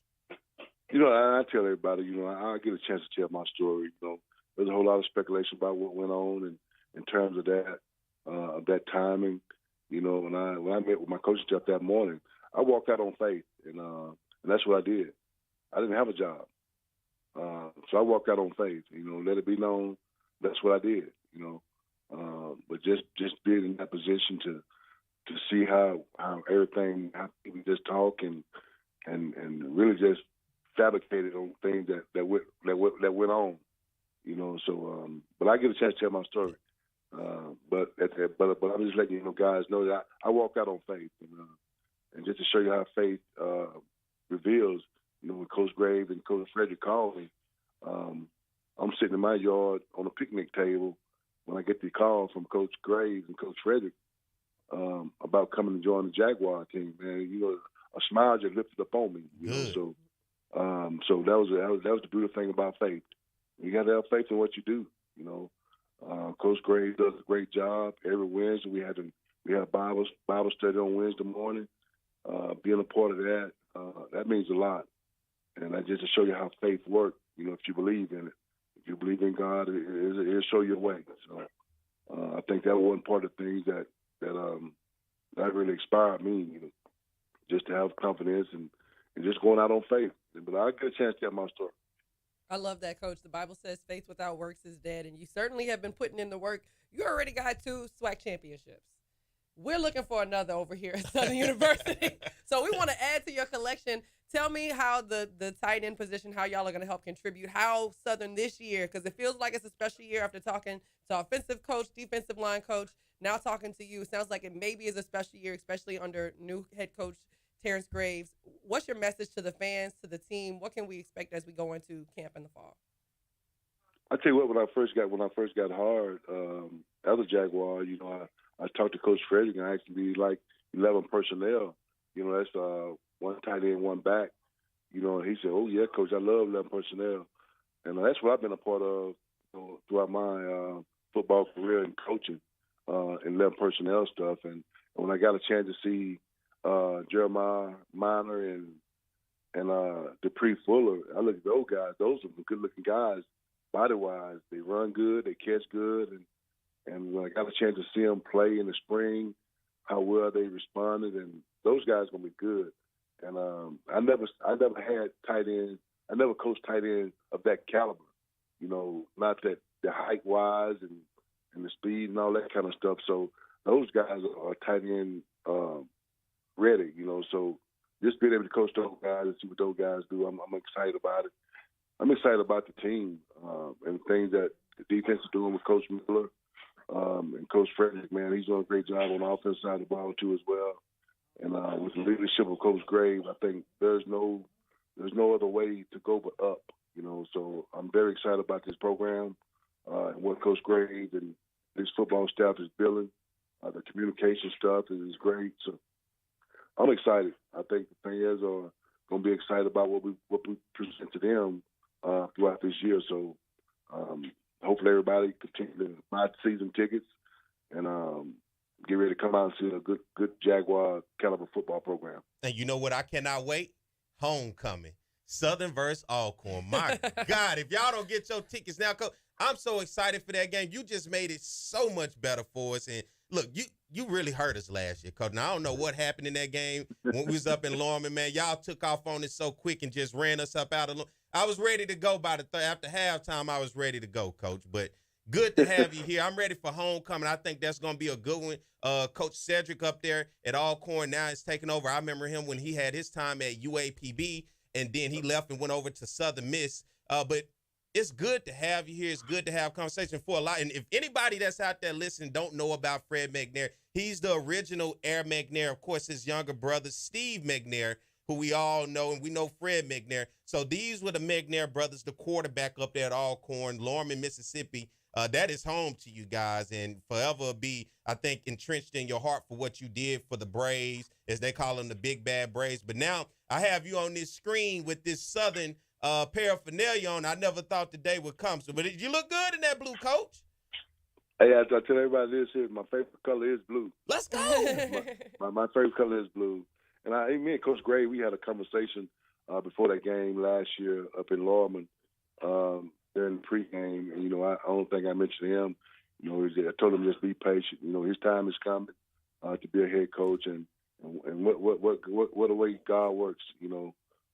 Just so great that, you know, he was named head coach of Southern, and you know, I'm here with him, you know, at the same time. So I'm excited about this thing, man. I just can't wait to get this thing started for the season. So it's going to be a great year, I think, for the Jaguar fan, Jaguar Nation. So like I said, I hope everybody buys season tickets and get ready for a great year. Well, Coach, it's good to have you on, man. Listen, like I tell everybody, you're a friend of the show now. Now that you're on this side of the line, right? But you're welcome at any time, man, to come on here, whether it's recruiting, whether it's something you just have to say, or like I said, you can just call and give me old pep talk real quick and hang up on me. I'm okay with any of that, Coach. Look, you're more than welcome here at the Jaguar Journal. That's what we do. And, man, I hope we can keep you around. I know the aspiration still to move on as head coach, or are you taking it one thing at a time right now?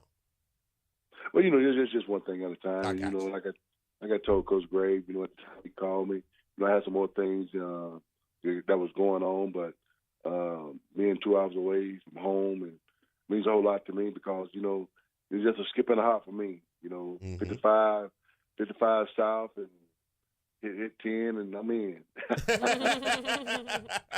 Well, Coach, man, good to have you on, man. Look, I have enjoyed it. This is the voice of Fred McNair, Southern University tight ends coach. He is the brother of the late, great Steve McNair. Good to have you here on the Bluff, man.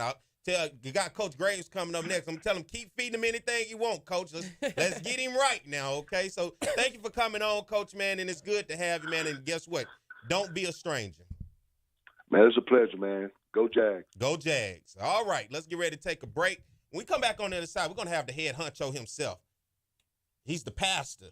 He's the head coach. He is the leader. He is all of it. Yeah. Right? He's got a big inspiration right now. He's definitely feeding the culture as far as high energy, high expectations. So I'm very interested to see what he has to say. Coach Terrence Gray. So let's get ready to take a break. When we come back, we'll have him on. So y'all stay tuned more to Jaguar Journal.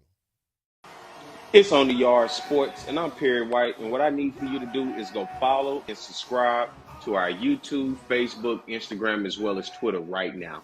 For the first time in the 79-year history of the Southwestern Athletic Conference Elite Championship game determines the overall champion today. Live from Legion Field in Birmingham, Alabama, it's the champions of the East, Jackson State, taking on Southern, the champs from the West. Hello, everybody. George Johnson along with Charles Mann. And I got to tell you, a great poet once said this is the way it's supposed to be. And it is. Number 11 Southern taking on number 15 Jackson State. Both programs have won 3 SWAC titles over the decade. So it's only fitting in the first SWAC championship game we determine the program of the decade. We've got a lot of offense out on the field. And yet this guy right here, he's going to tell you this game's all about D. It's always all about D, George. You know that. It's always all about D. An all-pro defensive end is going to tell you that. When you think about Jackson State, this is a team that is very potent offensively, but defensively they've led the SWAC throughout most of the year, and they've got the best player in defense in the SWAC, and that's Tommy Head. Tommy Head. Get used to saying that name. You'll say it all day. He'll be all over the field. He's always around the football. He's the leading tackler on this team. He also has 5.5 sacks. At one point this year, Southern led the nation in scoring defense. Then they ran into Florida A&M. They got a lot of guys out there that can get it done, but at the top of the list is DeMarcus Miller. DeMarcus Miller, the linebacker coach, Terrence Graves, told me there's one word to describe this kid, and that is relentless. He's only 5'10", 285 pounds. He makes a lot of plays, though. Relentless, appropriate word for our third member of the broadcast team, and that's Joe Clare, who's standing by down on the sideline. Joe?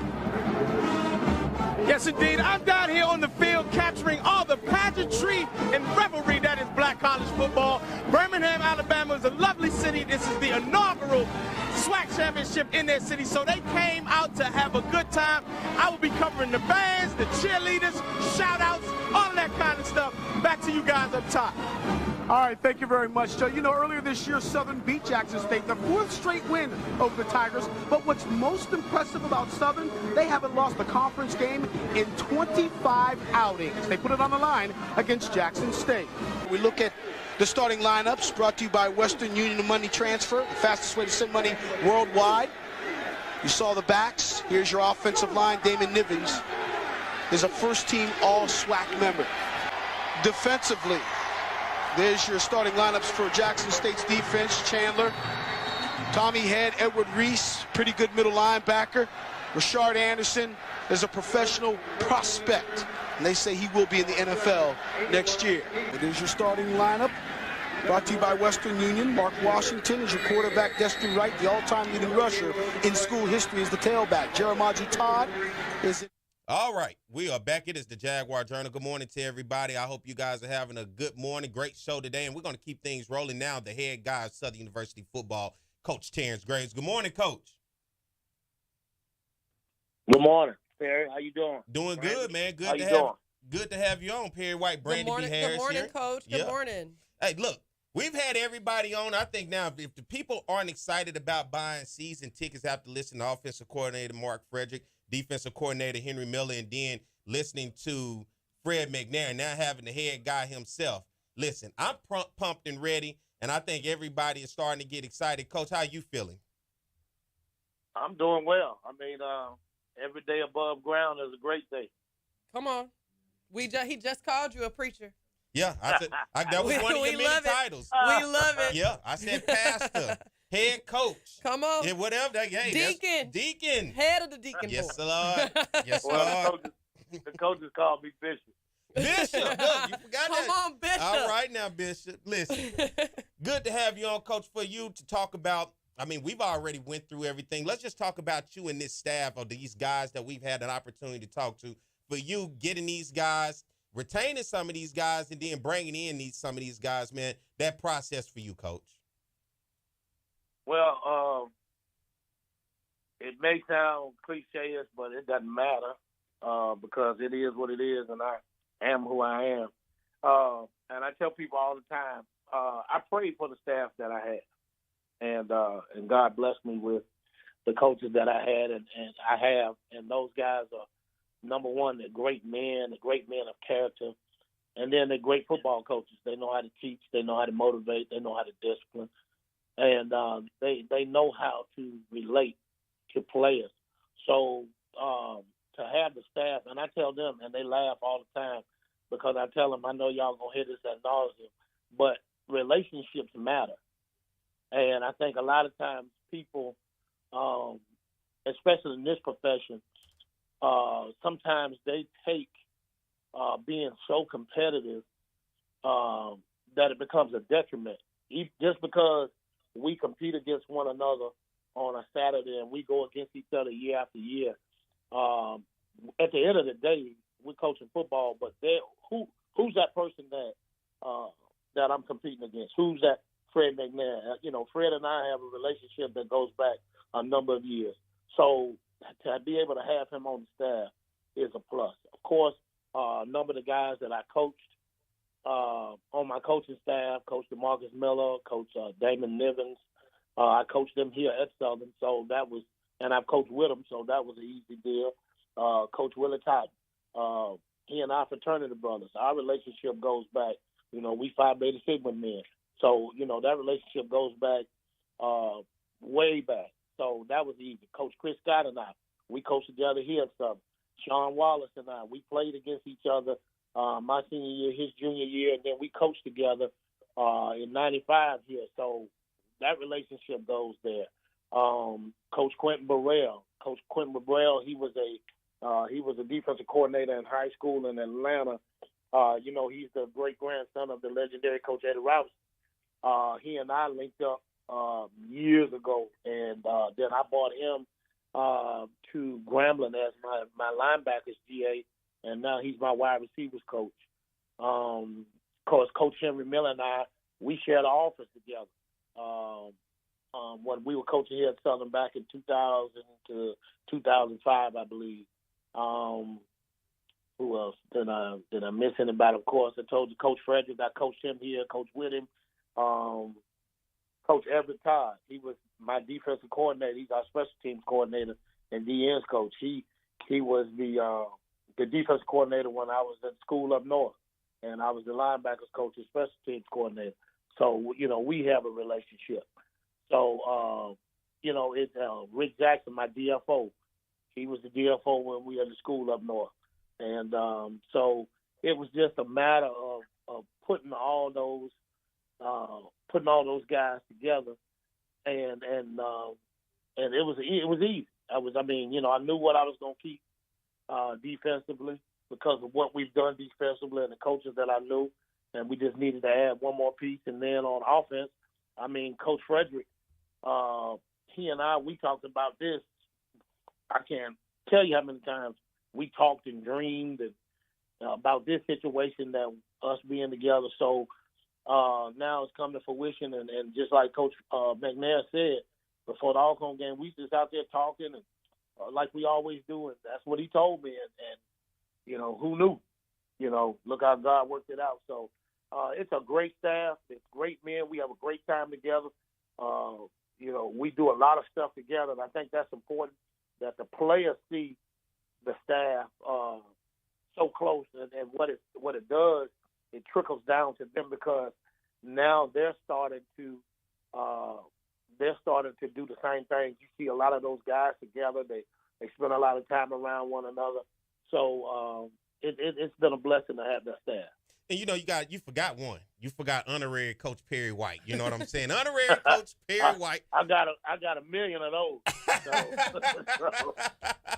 Well, I'm just one of them. Howard the platform, and look, y'all don't even know. I will bother Coach. I send him text messages and all that. I'm one of those guys. Whether you get back to me or not, I try to do my part. If somebody sends something to me or I hear something out there, so I do my part to try to see us be successful. Coach, I got to ask you about the Graves edition. How's things going with that? Give us an update on the Graves edition. I think it's going well. I got to get with the fundraising liaison, Mr. Phil Long and Coach Banks and those guys. We're going to get together next week and pull and see where we are. I know that when you go to the page, there's a real live time of giving, but that's the amount that's being shown. It's more than what's being shown. The amount that's just, I guess, through the link. But there, people are really giving, and I appreciate everyone who's giving and continue to give.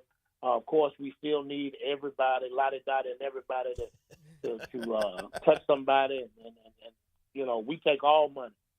We take green, we take coins, we take credit cards. Brandon, he sounded like a pastor. He sounded like a pastor. Well, you have not because you asked not. So we're really trying to enhance our student athlete experience as regards to football, and it's essential. It's important. The cost. Being a state school and being self-sufficient. It's just not enough dollars to do what we need to do to give them that great experience. So you have to have resources outside, and that's college football. Period. I mean, that's just the truth of the matter, and so we want to do things that really enhance their student athlete experience, and from a nutrition standpoint, a travel standpoint, a recruitment standpoint, a change of life. We want to expose them to different events and things. We want to take them to the Edmund Pettus Bridge and let them walk across. The Civil Rights Museum in Little Rock, Arkansas. Those things of that nature. In Jackson, Mississippi, the Mega Evans home, and the Book Depository in Texas and in Dallas, and then the black school in Houston and the Buffalo Soldiers. I've done that at other programs, and we've exposed those players to that, and we want to continue to do that. And, that's an added cost, but I think it's essential when you're talking about transforming and changing lives as regards to our football program. So we need everybody to contact somebody, to give, and it's all tax deductible. And it's also, it's a matching deal. So if you give and your company is into matching, if you give $1,000, your company will give $1,000. So all of those things are available, and it would be essential, and it'll be a great addition for the Graves edition. Well, Coach, listen, go ahead, I was going to say, Coach, you took a page out of Coming to America. We appreciate the money that jingles, but we would rather the money that folds. And Perry has been reminding us all morning that this is that time. People need to be buying their season tickets right now. What's your message to the fans? Because they're coming in with high expectations. Mm-hmm. We talked to all the coaches. You've been setting the bar pretty high with the messaging, getting everybody excited and building up this culture around Southern University football. What's your message to fans as we head into the summer and get ready for the fall? Well, I think it is an exciting time here at Southern University. I believe that these young men are really working hard on and off the field in the community to be great, to be champions. And so, we're gonna be disciplined, we're gonna be physical, we're gonna be fast, but we're gonna be fun. And so I would challenge everybody to go out and get their tickets and support the Graves edition and everything, because it's going to be a great time here at Southern University. Yeah, the bar is set high. We don't lower the bar. We keep the bar high, and our goal is to reach the bar. And as Coach Miller said, good is not good enough. we going from good to great. And I tell the players all the time, never, the world is full of average people. Never expect that everybody wants to be great. So it takes a special type of mentality to be great. So we're going to take that challenge, and we're going to strive. We're going to strive to be great. We're striving to be champions. We're striving to be winners. That's the goal. People can call it arrogant. People can call it cocky. But, you got to speak those things. So we're going to speak those things that we want to be great in all facets, on the field, off the field, and in the community. And so that's what we're doing here at Southern University, and the time is now. So go ahead and be a part of it, because the Jaguar train is rolling. You may slow us down, but you're not going to stop. That's it. Coach, I appreciate you for coming on this morning. Look, man, you got me hyped up. We excited. We're very excited. It ain't a game today? I was over here looking for where can we stay in Jackson. It's not a game today? Where can I stay in Jackson so that I can make sure I'm out there? Got me hyped up, Coach. Appreciate you coming on, Coach. Like I always tell everybody, man, the platform is yours. More than welcome to use it. Whether you want to recruit, whether you have a message, or like I tell the rest of them, if you just have a fiery speech and you call in and just say it and you hang up, guess what? That is more than okay, because that's what this platform is for the help and to try to get clarification. Like I always tell everybody, the accountability factor. Fans want to know, and as long as you stay in the know with the fans, I think that's what keeps them coming back. And as long as they get to hear from a coach and get the idea of what is that coach thinking. I know you're not going to make yourself accessible 1,000% or 100% of the times, but to keep fans engaged, that's all they want to know. What is coach thinking? Like what happened? And long as we do that, I think we'll keep people engaged and get those butts in those seats coming A.W. Mumford Stadium in the fall. Oh, yeah. Thank you for having me. And, we have a very engaging staff. Of course, you can't say and tell everything that you know. My father used to say all the time, some you tell, some you show. And then, you got to keep some things to yourself, because you can't let the enemy know everything that you're doing. So, you gotta move strategically. So, but we will be engaged and we will be accountable. We know the expectations. This is 18 years here on the Bluff for me. With the number of times being with Coach Richardson and then coming back with Coach Dooley, and now being the head football coach of the program. So it's 18 years. So I grew up here. I understand the expectations.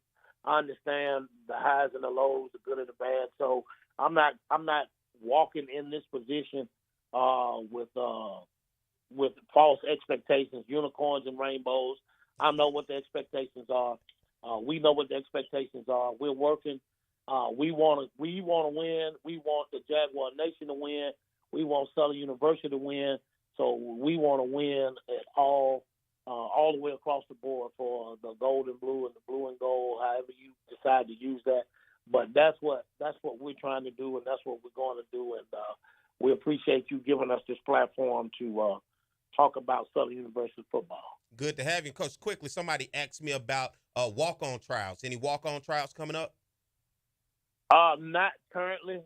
That's usually something that we'll do like right when school starts, or we typically like to do that in the spring, because what tends to happen is when you a lot of times when you do it in the fall, you have to go through the academic rigors. It's a lot of stuff that we have to figure out, know who they are, what they're about, making sure they're eligible.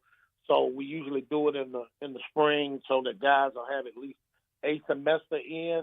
And so because we have a number of preferred walk-ons that will be a part of the program that we've already, invested in and dealt with. And usually, and what those are guys that if we had the scholarships, they would be scholarship guys. So as of right now, we don't. Also, I'll be remiss if I not mention my first inaugural football camp will be June the 15th, right here on the beautiful campus of Southern University. That's the inaugural elite football camp, grades 8 through 12. And then also we have our little Jaguars camp, which will be June the 29th on campus, and that'll be the ages of 5 to 12. The elite football camp for 8 to 12 is $45. and the little Jaguars camp is $20. So we found it essential to bring back the little Jaguars camp as well. Those will be next month. Those are on social media. They're on my link. They're on the athletic website. So make sure that Lottie Dot and everybody shows up. You can register on through the links and all that. So we're excited about that as well. Appreciate you, Coach, and we're definitely going to have you back to talk about it, man. We thank you, and that's the voice of Coach Terrence Gray, Southern University head football coach. Thank you, Coach. Thanks, Coach. Thank you again. Go Jags. All right, so what we're going to do, everybody, we're going to keep it going. We're going to leave the radio portion, but we're going to stay live because guess what? We're going to have a very special segment. I got Charlie Neal and Coach Roger Kadar. We're going to both of them are being honored tonight at the SWAC Alumni Association. So I've talked to both of them. They're going to come on. So if you're listening to us on radio, go over to our YouTube channel and our Facebook channel, Jaguar Journal. You can continue to watch us there. We're going to keep going while we get off of radio. So for the people that's listening on radio, head over to our Jaguar Journal YouTube channel. But we're going to continue to keep the show going. So we're going to take a break. But if you listen on radio, thank you guys for tuning in. But if you want to continue, we're going over to YouTube.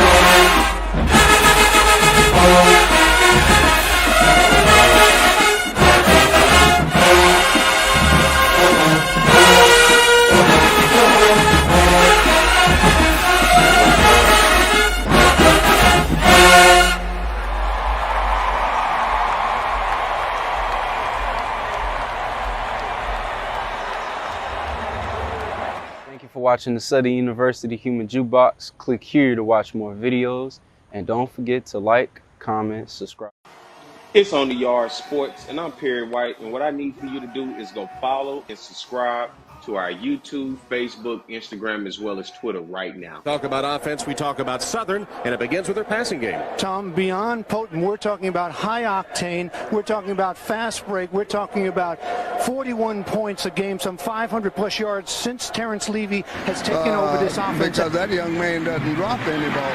With the legacy that you started here, you got to feel happy to see it continue on with Doug Williams. Ball now back at the 22-yard line. Levy, no pressure at all.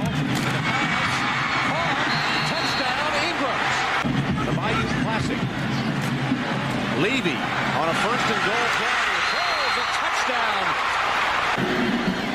Grambling comes with a blitz. Levy steps in the pocket, and his pass is caught. One-handed grab. Sort of in the middle of the road of the SWAC, but immediately they jump on the Jackson State defense. And here's Levy rolling out.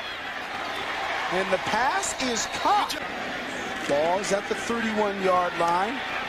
Again throwing the football downfield. Oh, and his receiver Hayes makes the catch. See you later.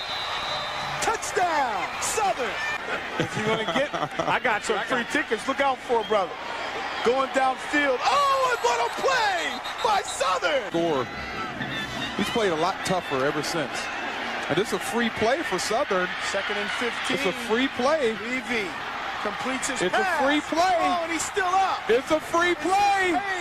Hayes is going to continue running inside. drive. Unbelievable, Michael Hayes. Third down. And 23 for a first. Levy over the middle. Nice pass that time. 2nd and 20. Levy doesn't have to get it all, but he's going to have to pick up some yards. Here he is throwing. Nice catch made. The receiver, Michael Hayes. There he goes. Hayes makes the catch. Hayes still on his feet. Hayes looking for blocking. Hayes trying to find a hole. Hayes is still on his feet. He alley-oops. He's inside the 15 and drawn out a foul.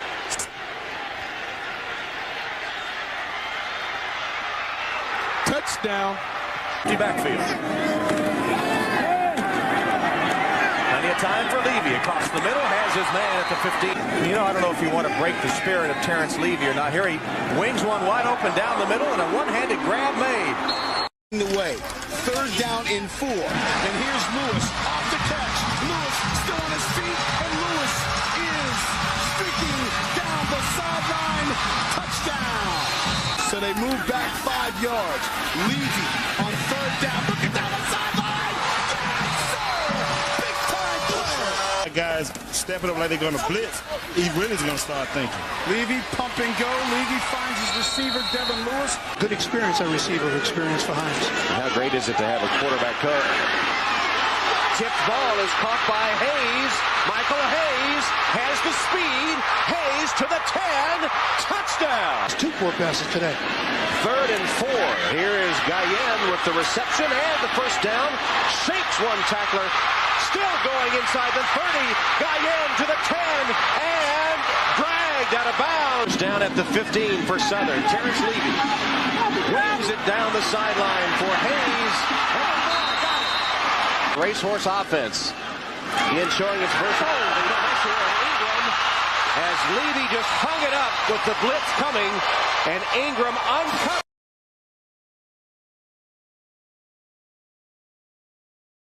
What's going on, everybody? I am Perry White. I'm the host of the Jaguar Journal. I want to make sure that you guys tune in live each and every Saturday morning from 7 a.m. to 9 a.m. on 107.3 FM. We also have our affiliates in Alexandria, Louisiana, as well as down in New Orleans. And if you're not able to catch us on radio live, you can subscribe to our YouTube channel as well as follow us on Facebook. It's the Jaguar Journal.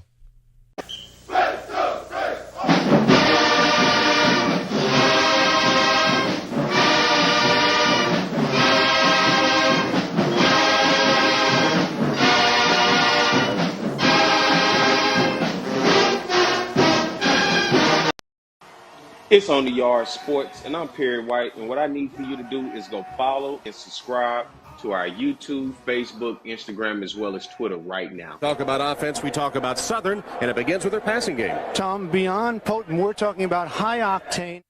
All right, we are back. It is the Jaguar Journal. This is the first time we do it. Well, last week we wasn't on the radio at all, right? So this is not the first time, but this is the Jaguar Journal.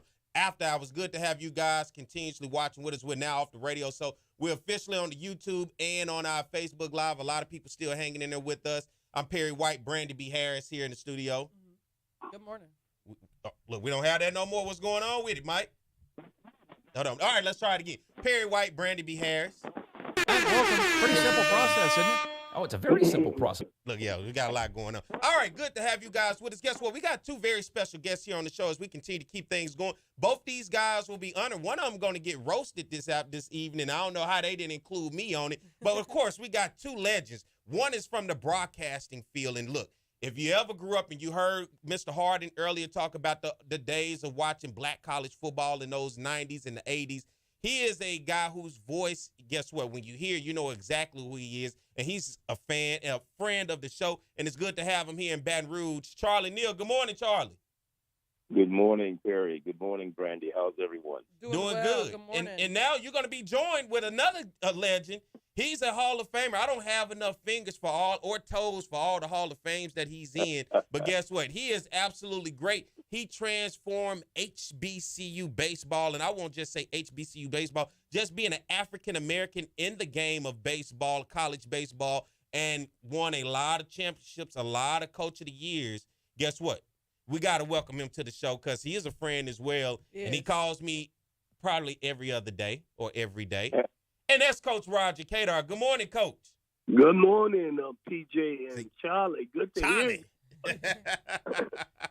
It's good to all have. the day. Listen, y'all know how big this is. You two legends, broadcast, baseball, man. It's good to have you guys on. And tonight, both you guys are going to be honored at the SWAC Alumni Association for your countless years of work, man. And Charlie, I'll start with you, man. First, for the countless years, and you're still at it. You know, for you to be honored, you're here in Baton Rouge, man. How does it feel? Well, it feels great. First of all, it's more prestigious for me because first, I did not attend a SWAC school, did not work for a SWAC school. My association with the SWAC, though, goes back 44 years. And being able to broadcast games involving SWAC schools, you know, and talk about and feature the Roger Caters of the world, the Marino Cassams and the W.C. Gordons and the Dave Whitneys. I mean, and all the players that those men I just mentioned mentored, not only the men, but the women coaches, you know, from Jackson State and from Alcorn that have, you know, brought a lot to the game of whatever particular sport that they were coaching and gave me an opportunity to talk about them, showcase them, and those student athletes. And this is what makes it even more special to me, that the SWAC feels that they can honor me, someone who just all I did was just talk about them. I actually was not a product of any of the schools or coached at any of the schools. Look, when you around us long enough, you become family, okay? And that's what it is. You a family. Look, you've been doing this longer than Brandi and I've been alive, so then you got to be honored, right? There's no doubt about it that you have to be honored for your countless years of hard work, because guess what? You single-handedly, along with your staff of those days of calling the game, and what you're still doing, are bringing it to homes of millions of people, regardless if you went to a HBCU or not. You are painting the picture of HBCUs for them with excitement and with information to be able to let them know who we are. And I think that within itself is priceless. It is, and that's the enjoyable part. And what makes it even more rewarding is that I'm still able to do this. 44 years later, I'm still at it. Already looking forward to football starting up in the fall. I have a couple Southern games on the schedule so far this year, so you'll be seeing me. I'm not sure. I don't have the schedule in front of me. I'm not sure whether I'll be in Baton Rouge or see them on the road, but I know we do have Southern on the schedule this year. And that to me is important. Number of SWAC games. We'll be seeing Jackson. We'll see all the SWAC schools this year on HBCU Go. And, you know, look, anytime you there, you know I'm going to call your phone. I'm going to let you know I'm here. Hey, I'm here. I got to come see that wonderful smile, shake your hand, because guess what? Legends are the people who I grew up watching, and you are one of them, watching those old school black college games, man, and still doing it today on HBCU Go TV, doing basketball, doing football. You're still bringing HBCU athletics into the home of millions. And we're talking about legends. Let's go to the other side, right? Coach Roger Cadar. Here's a man that I think when he walks into a room, you talking about big energy, Brandi. Yeah, he brings a lot of big energy. Everybody knows, oh, how you doing? How you, PJ? You know, Coach, it's good to have you Coach, on, man. don't let him do this to you, insulting you, trying to do this little weak Coach Kadar impression. Oh, Brandi, it's good to see you. You made the show, Brandi. I was so happy. When I heard you were there, I said, now she brings class and dignity to this show. Coach, I didn't know they was gonna roast you tonight. They left me off the agenda. Look, I had a couple jokes. I didn't know you was gonna get roasted. Are you gonna take it like a true champion tonight? I should. I don't have any other choice. I mean, when Lonzo Hardy called and told me that, and when he mentioned Charlie Neal, it really made me feel good because, you know, I also literally grew up listening to Charlie. And for some reason, I was thinking he was either his mom or daddy was a baseball fan. That was a Charlie Neal that played with the Dodgers. I'm thinking this is him. But it ain't Charlie. But obviously his parents was a baseball fan, and they gave him the name after Charlie Neal, who played with the Dodgers. Right, Charlie? There's no question about it. In fact, it was ironic. I was looking it up the other day, looking up his history. When I think he was playing with the Dodgers when I was like 4 years old. He was born in 1931, and but people used to send me his baseball cards to sign and everything when I was working in television. and we do have a resemblance. He was born in Longview, Texas.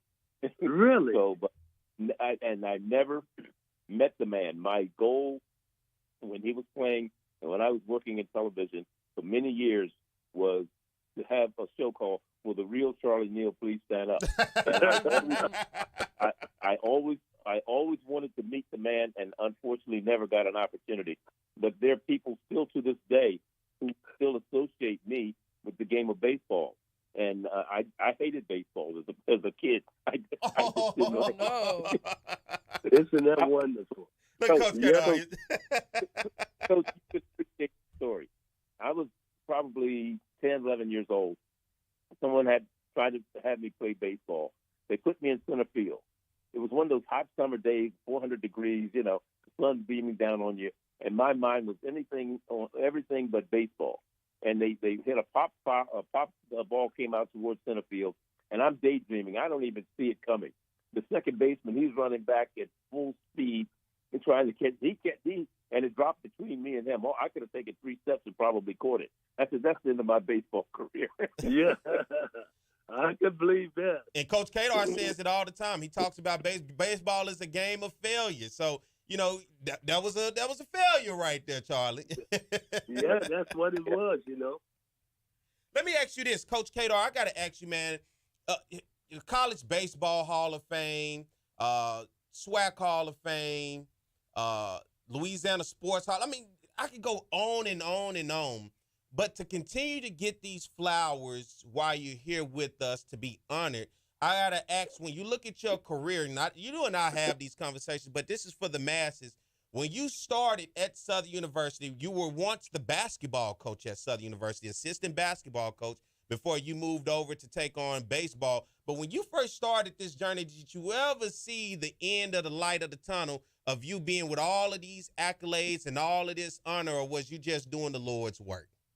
Well, it was ironic that when I was coaching basketball and I started under Carl Stud and then Andy Stoglin.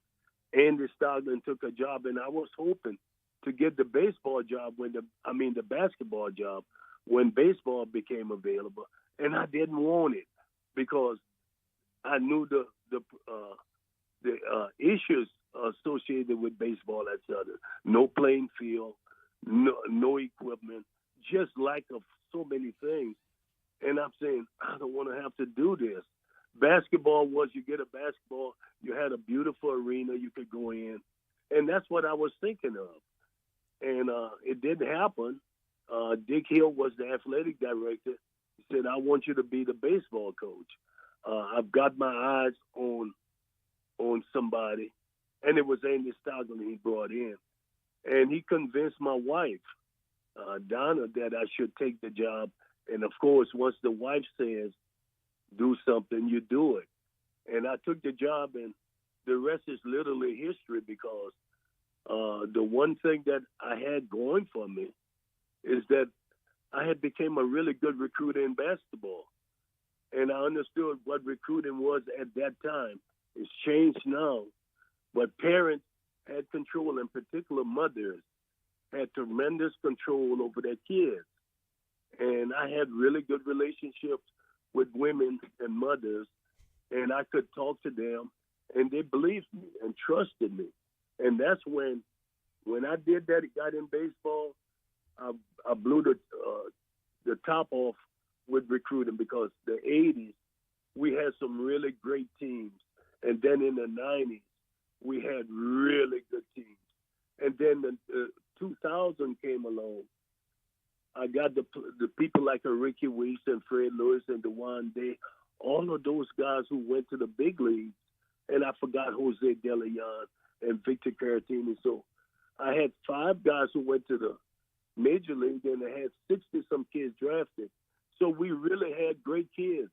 And that's what makes a good coach. Now, there are people who get great talent.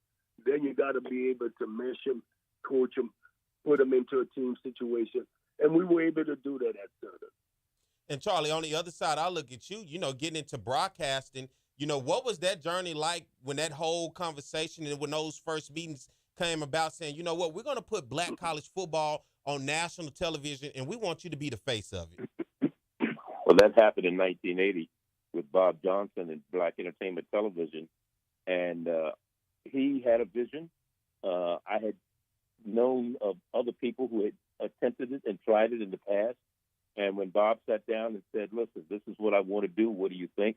You know, not only did he want to do sports, he just wanted to put together a black television network, which included a lot of other things, if you remember BET from the old days. But sports was one of the significant parts of what he wanted to do. And he tabbed me to take over that position for him. And I knew there was something that needed to be done because back in those days, you got very little, HBCUs had very little exposure in terms of television. Maybe 1 or 2 times a year you would see Grambling on, or one other school might make it to a national television game. And that happened maybe once or twice in a whole season. When BET came along in 1980, we were putting on games every week, just like what you're seeing more so now, the proliferation of HBCUs being exposed, whether it be on ESPNU, HBCU Go, ESPN Plus, or you know, the Celebration Bowl, things of this nature. It has grown. But back in those days, back in 1980, it was in its infancy. ESPN was just coming into existence in 1980, as was BET. So there was an avenue was there. It was uncharted waters, and it really proved to be fantastic in terms of giving these kids in these schools this exposure. As I said, you know, I got to see Jerry Rice in his infancy. I got the chance to see the gunslinger. You know, nobody knew about the gunslinger. Of course, people knew about Eddie Robinson, but they didn't know, not that many people knew about W.C. Gordon on a national scale, or Marino Cassim on a national scale. And this is what was very important as far as BET and what they were able to bring to the forefront in terms of exposure for HBCUs. I'll tell you what, guys, you know, how elated I am because Coach Kadar, of course, growing up, I've always knew about Southern baseball and always had an opportunity to, you know, you heard about how great Southern baseball was, sending guys and you winning championships and winning Coach of the Year. And then Charlie Neal turning on the television, because in my household, we went to black college games and we watched them. If it wasn't a game to go to, we sat at home and we watched them, right? And so to be able to be right here and have this conversation with you guys, first of all, it is an honor and a privilege to have this conversation with you guys. But most of all, I'm excited that you guys are getting these awards. And this is not along you guys' journey. It's not your first, and it's damn sure not going to be your last. But it is exciting to know that you guys are being honored, because a lot of times when you go through your career and you go through things, you wonder, are people watching, right? And then when you ask, are people watching, you wonder, are you doing the work? And are people going to honor you? And I feel when you guys did your work, you didn't care who was watching. Well, Charlie, I'm sure you was. Those ratings matter. But you didn't care about, you know, that inning. You just did what you wanted to do in terms of the career. And because you did it the right way, both of you guys, it worked out the right way. Brandi, you got anything to get in on this? I just want to say thank you guys, Charlie, as a broadcaster. I'm just looking at the comments, and as a TV broadcaster, I always appreciate the people that came before and laid the groundwork so that we can continue to publicize our HBCUs and talk to people about our HBCUs and make people comfortable with being uncomfortable. And Coach Kadar, you already know what it is. I've already told you thank you a whole bunch of times for your contributions. People are even wondering, are they going to name the baseball field the Roger Kadar Field? So I'm very excited to see that maybe happen. I had that opportunity, Brandi, and well, you already got a field house. Right. It shouldn't stop there. It shouldn't stop there, though. Can we put his name on the field? I think that would be legendary and a great ode to a man that built that stadium. Yeah. Well, you know, and I was a fortunate coach. I was able to, and Charlie may know this name, Clarence Buggs. I did a TV show with Clarence for 16 years, and I was fortunate. Clarence did Eddie Robinson's show when he was a very youngster, and he got to do Pete Richardson's show, and he got to do my show. And for baseball, and Charlie, you know, they don't do that. But for 16 years, we were able to do it. And the other thing is, Cox Sports Television carried my TV show for about 10 years. And they also brought me in to do color analyst work with them for college baseball and some minor league baseball. So I was fortunate to be exposed not only to the Louisiana area, but Cox was going into 19 states, and they were able to put me out there, and people got to know a little bit more of the intimate things about what Southern baseball was and what we were doing. I would love to hear both of y'all in the booth calling the game. Could you see Charlie Neal and Roger Kadar? Now, Charlie, I don't know. You said you're not into the baseball much these days, right? No, but I'm not into it from a player's perspective. Okay. But I have done baseball. I have broadcast baseball. Actually, I prefer college over pro, Major League Baseball, because the players, they have a sense of urgency when they play. You know, although Major League Baseball, what they've done, they put that timer on pitches. Right. But before they did that, you could go have lunch and have a sandwich and take a nap between. But I really enjoyed doing college baseball. And, you know, one of the things I know HBCU going forward is looking to do is some more spring sports, and baseball and softball being those two sports that we're talking about. And if we can get that going, the first person I'm going to call to be in the booth with me is Roger. Nobody. Well, that's an honor to hear you say that, Charlie. And don't forget about Perry White, Charlie. You know, I can get down there and interview the coach and the players now. Hey, look now, Perry and Brandi, we here too. But I would love to hear you guys in the booth. I promise you. Like, SWAC baseball is coming up next week, man. You two in the booth, I think, would be magic. And I'm speaking it into existence, Brandi. That's what I'm doing. I'm trying to circle that thing and put it together. But you guys as legends, historians of this, Coach Kadar, I mean, nobody knows SWAC baseball that's alive, I think, better than you. And the depth of just understanding what it takes to win championships, what it takes to build programs literally from the ground up, and then to continue to watch it evolve and what it is today. And Charlie Neal, I mean, you are a mastermind when it comes to broadcasting, knowing how to tell that story to an audience and have that audience captivated by that story and learn more about what it is that they're watching. You two, I think, will be a perfect pairing for SWAC sports or whatever sports. But I would definitely love to see you two in the booth going back and forth, giving a lot of history. I'm not going to limit him to just doing SWAC games. He can do any game I do. That's right. Now, because in MLB, look, you two guys, I mean, the sky's the limit, honestly.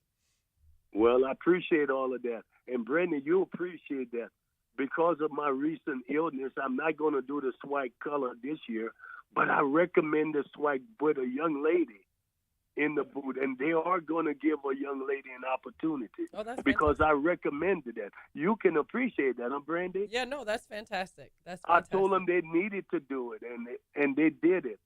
And the young lady has worked with me with Major League Baseball. We do things with Major League Baseball, and they are going to do it. And I'm just so happy that we are branching out to make sure we open the door to all qualified people, not just male, but females also.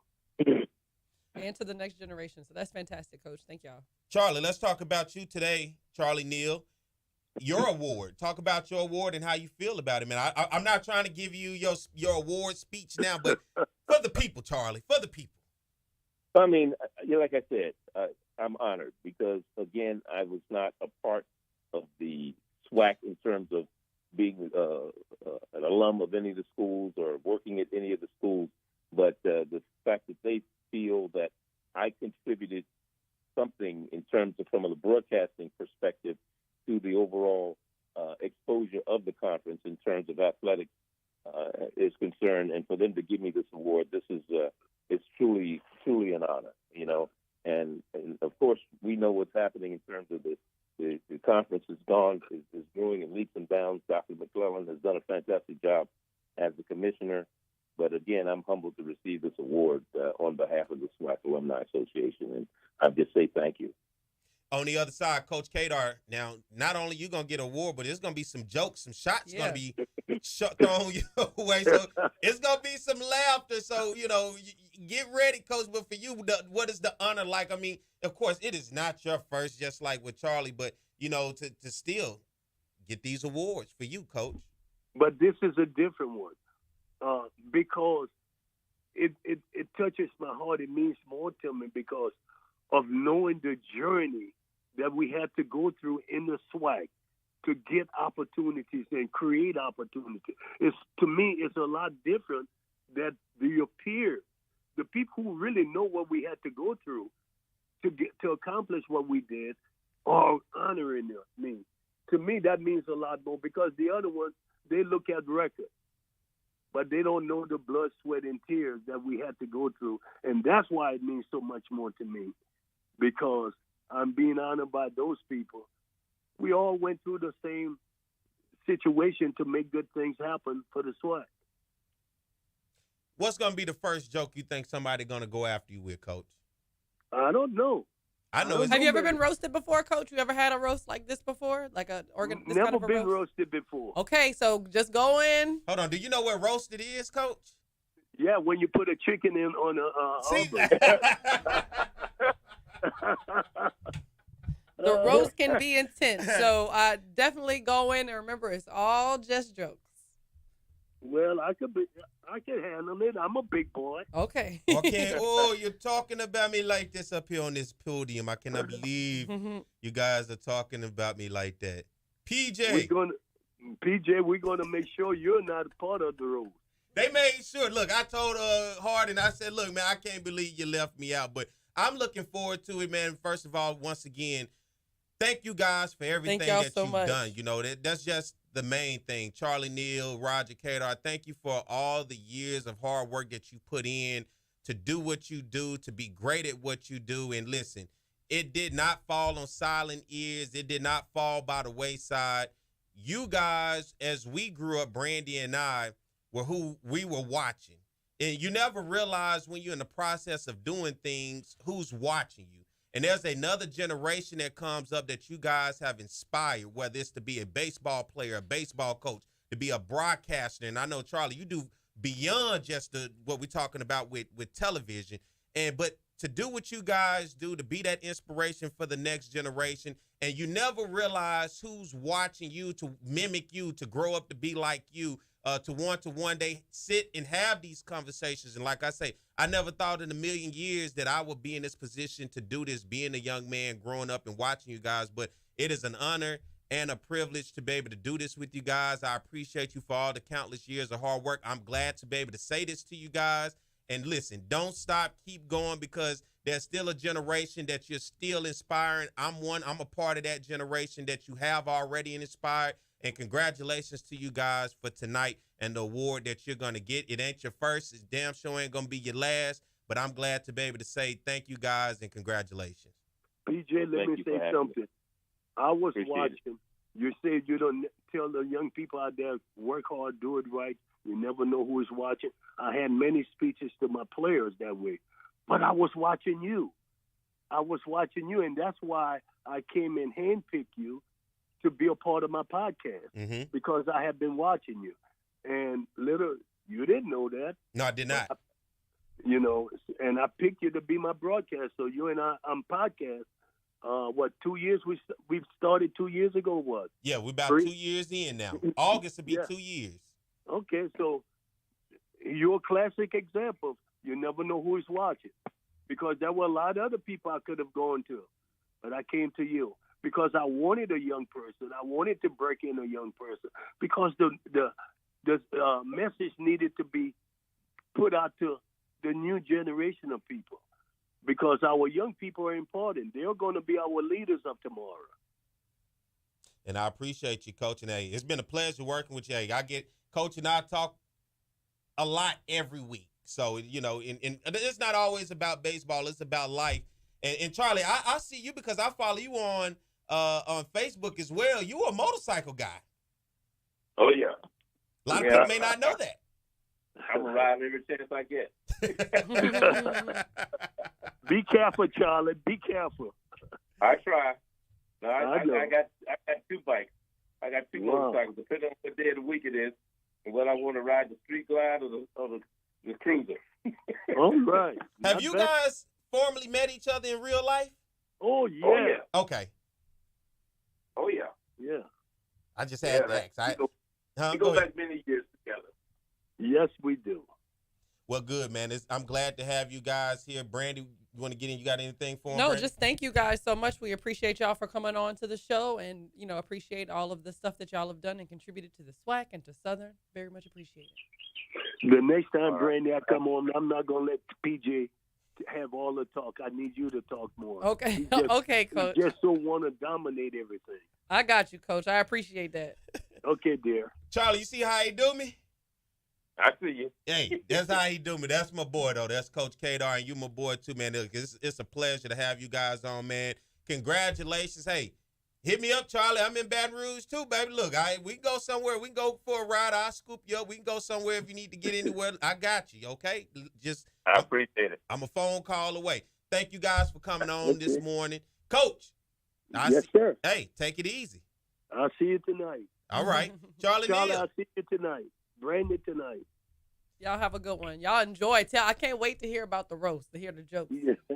Okay.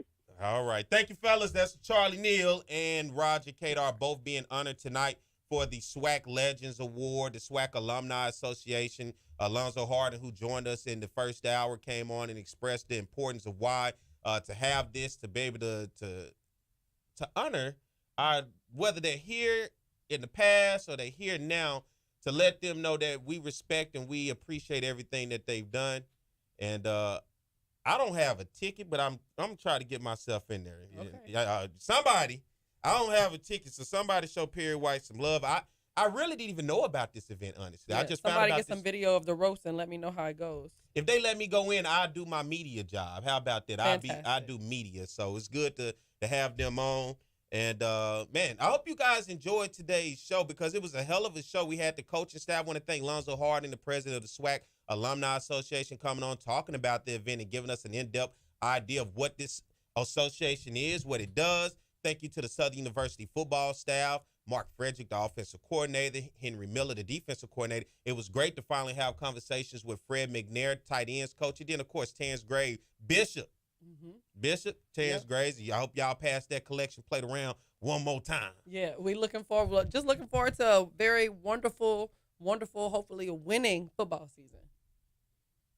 Say it a little louder for the people in the back. A big win. Yeah, we're looking for big wins this fall for sure. And then Charlie Neal and as well as Roger Kadar coming on, talking to us as they're going to be honored tonight. Roger Kadar are going to get roasted. That ought to be funny because I think the accent is the first thing everybody's going to go after. Oh, you think? Yeah. I don't know. I'm not sure. It's always I'm looking forward the accent, Brandi. The accent is what they go after. Well, it's going to be interesting. Yeah. Roasts are always very entertaining. I hope he can handle it well. I hope nobody gets choked out. Yeah. For sure. So thank you guys for tuning in. Listen, be sure to hit that subscribe button on our YouTube channel. Go and hit that follow button on our Facebook. It's good to have you guys. We'll be back next week at the same time in the same place. First of all, wait, before we go, any news out there? I always got to ask Brandi because you got the news. We're 2.5 hours in. News goes at the top, so you can go visit WBRZ.com if you want news. Oh, because they for woke sure. Now. 7 o'clock. They be like, yeah, just get on with it. But yeah, good to have you with us, Brandi, as always. Hey, Brandi B. Harris. Everyone have a wonderful. The rain is out of here in Baton Rouge. We're about to have a hot and sunny weekend, so I'm looking forward to it. I got a lot of plans for the weekend. Oh, yeah, let's get it going. About to go wash my car. Shout out to Mike. John, good job today, John. Thank y'all so much, fellas. Thank you, John. And thank y'all so much, fellas. Brandi, thank you. Thank you so much. As always. And, hey, we'll be back next week, the same time, the same place. As always, it's the Jaguar Journal.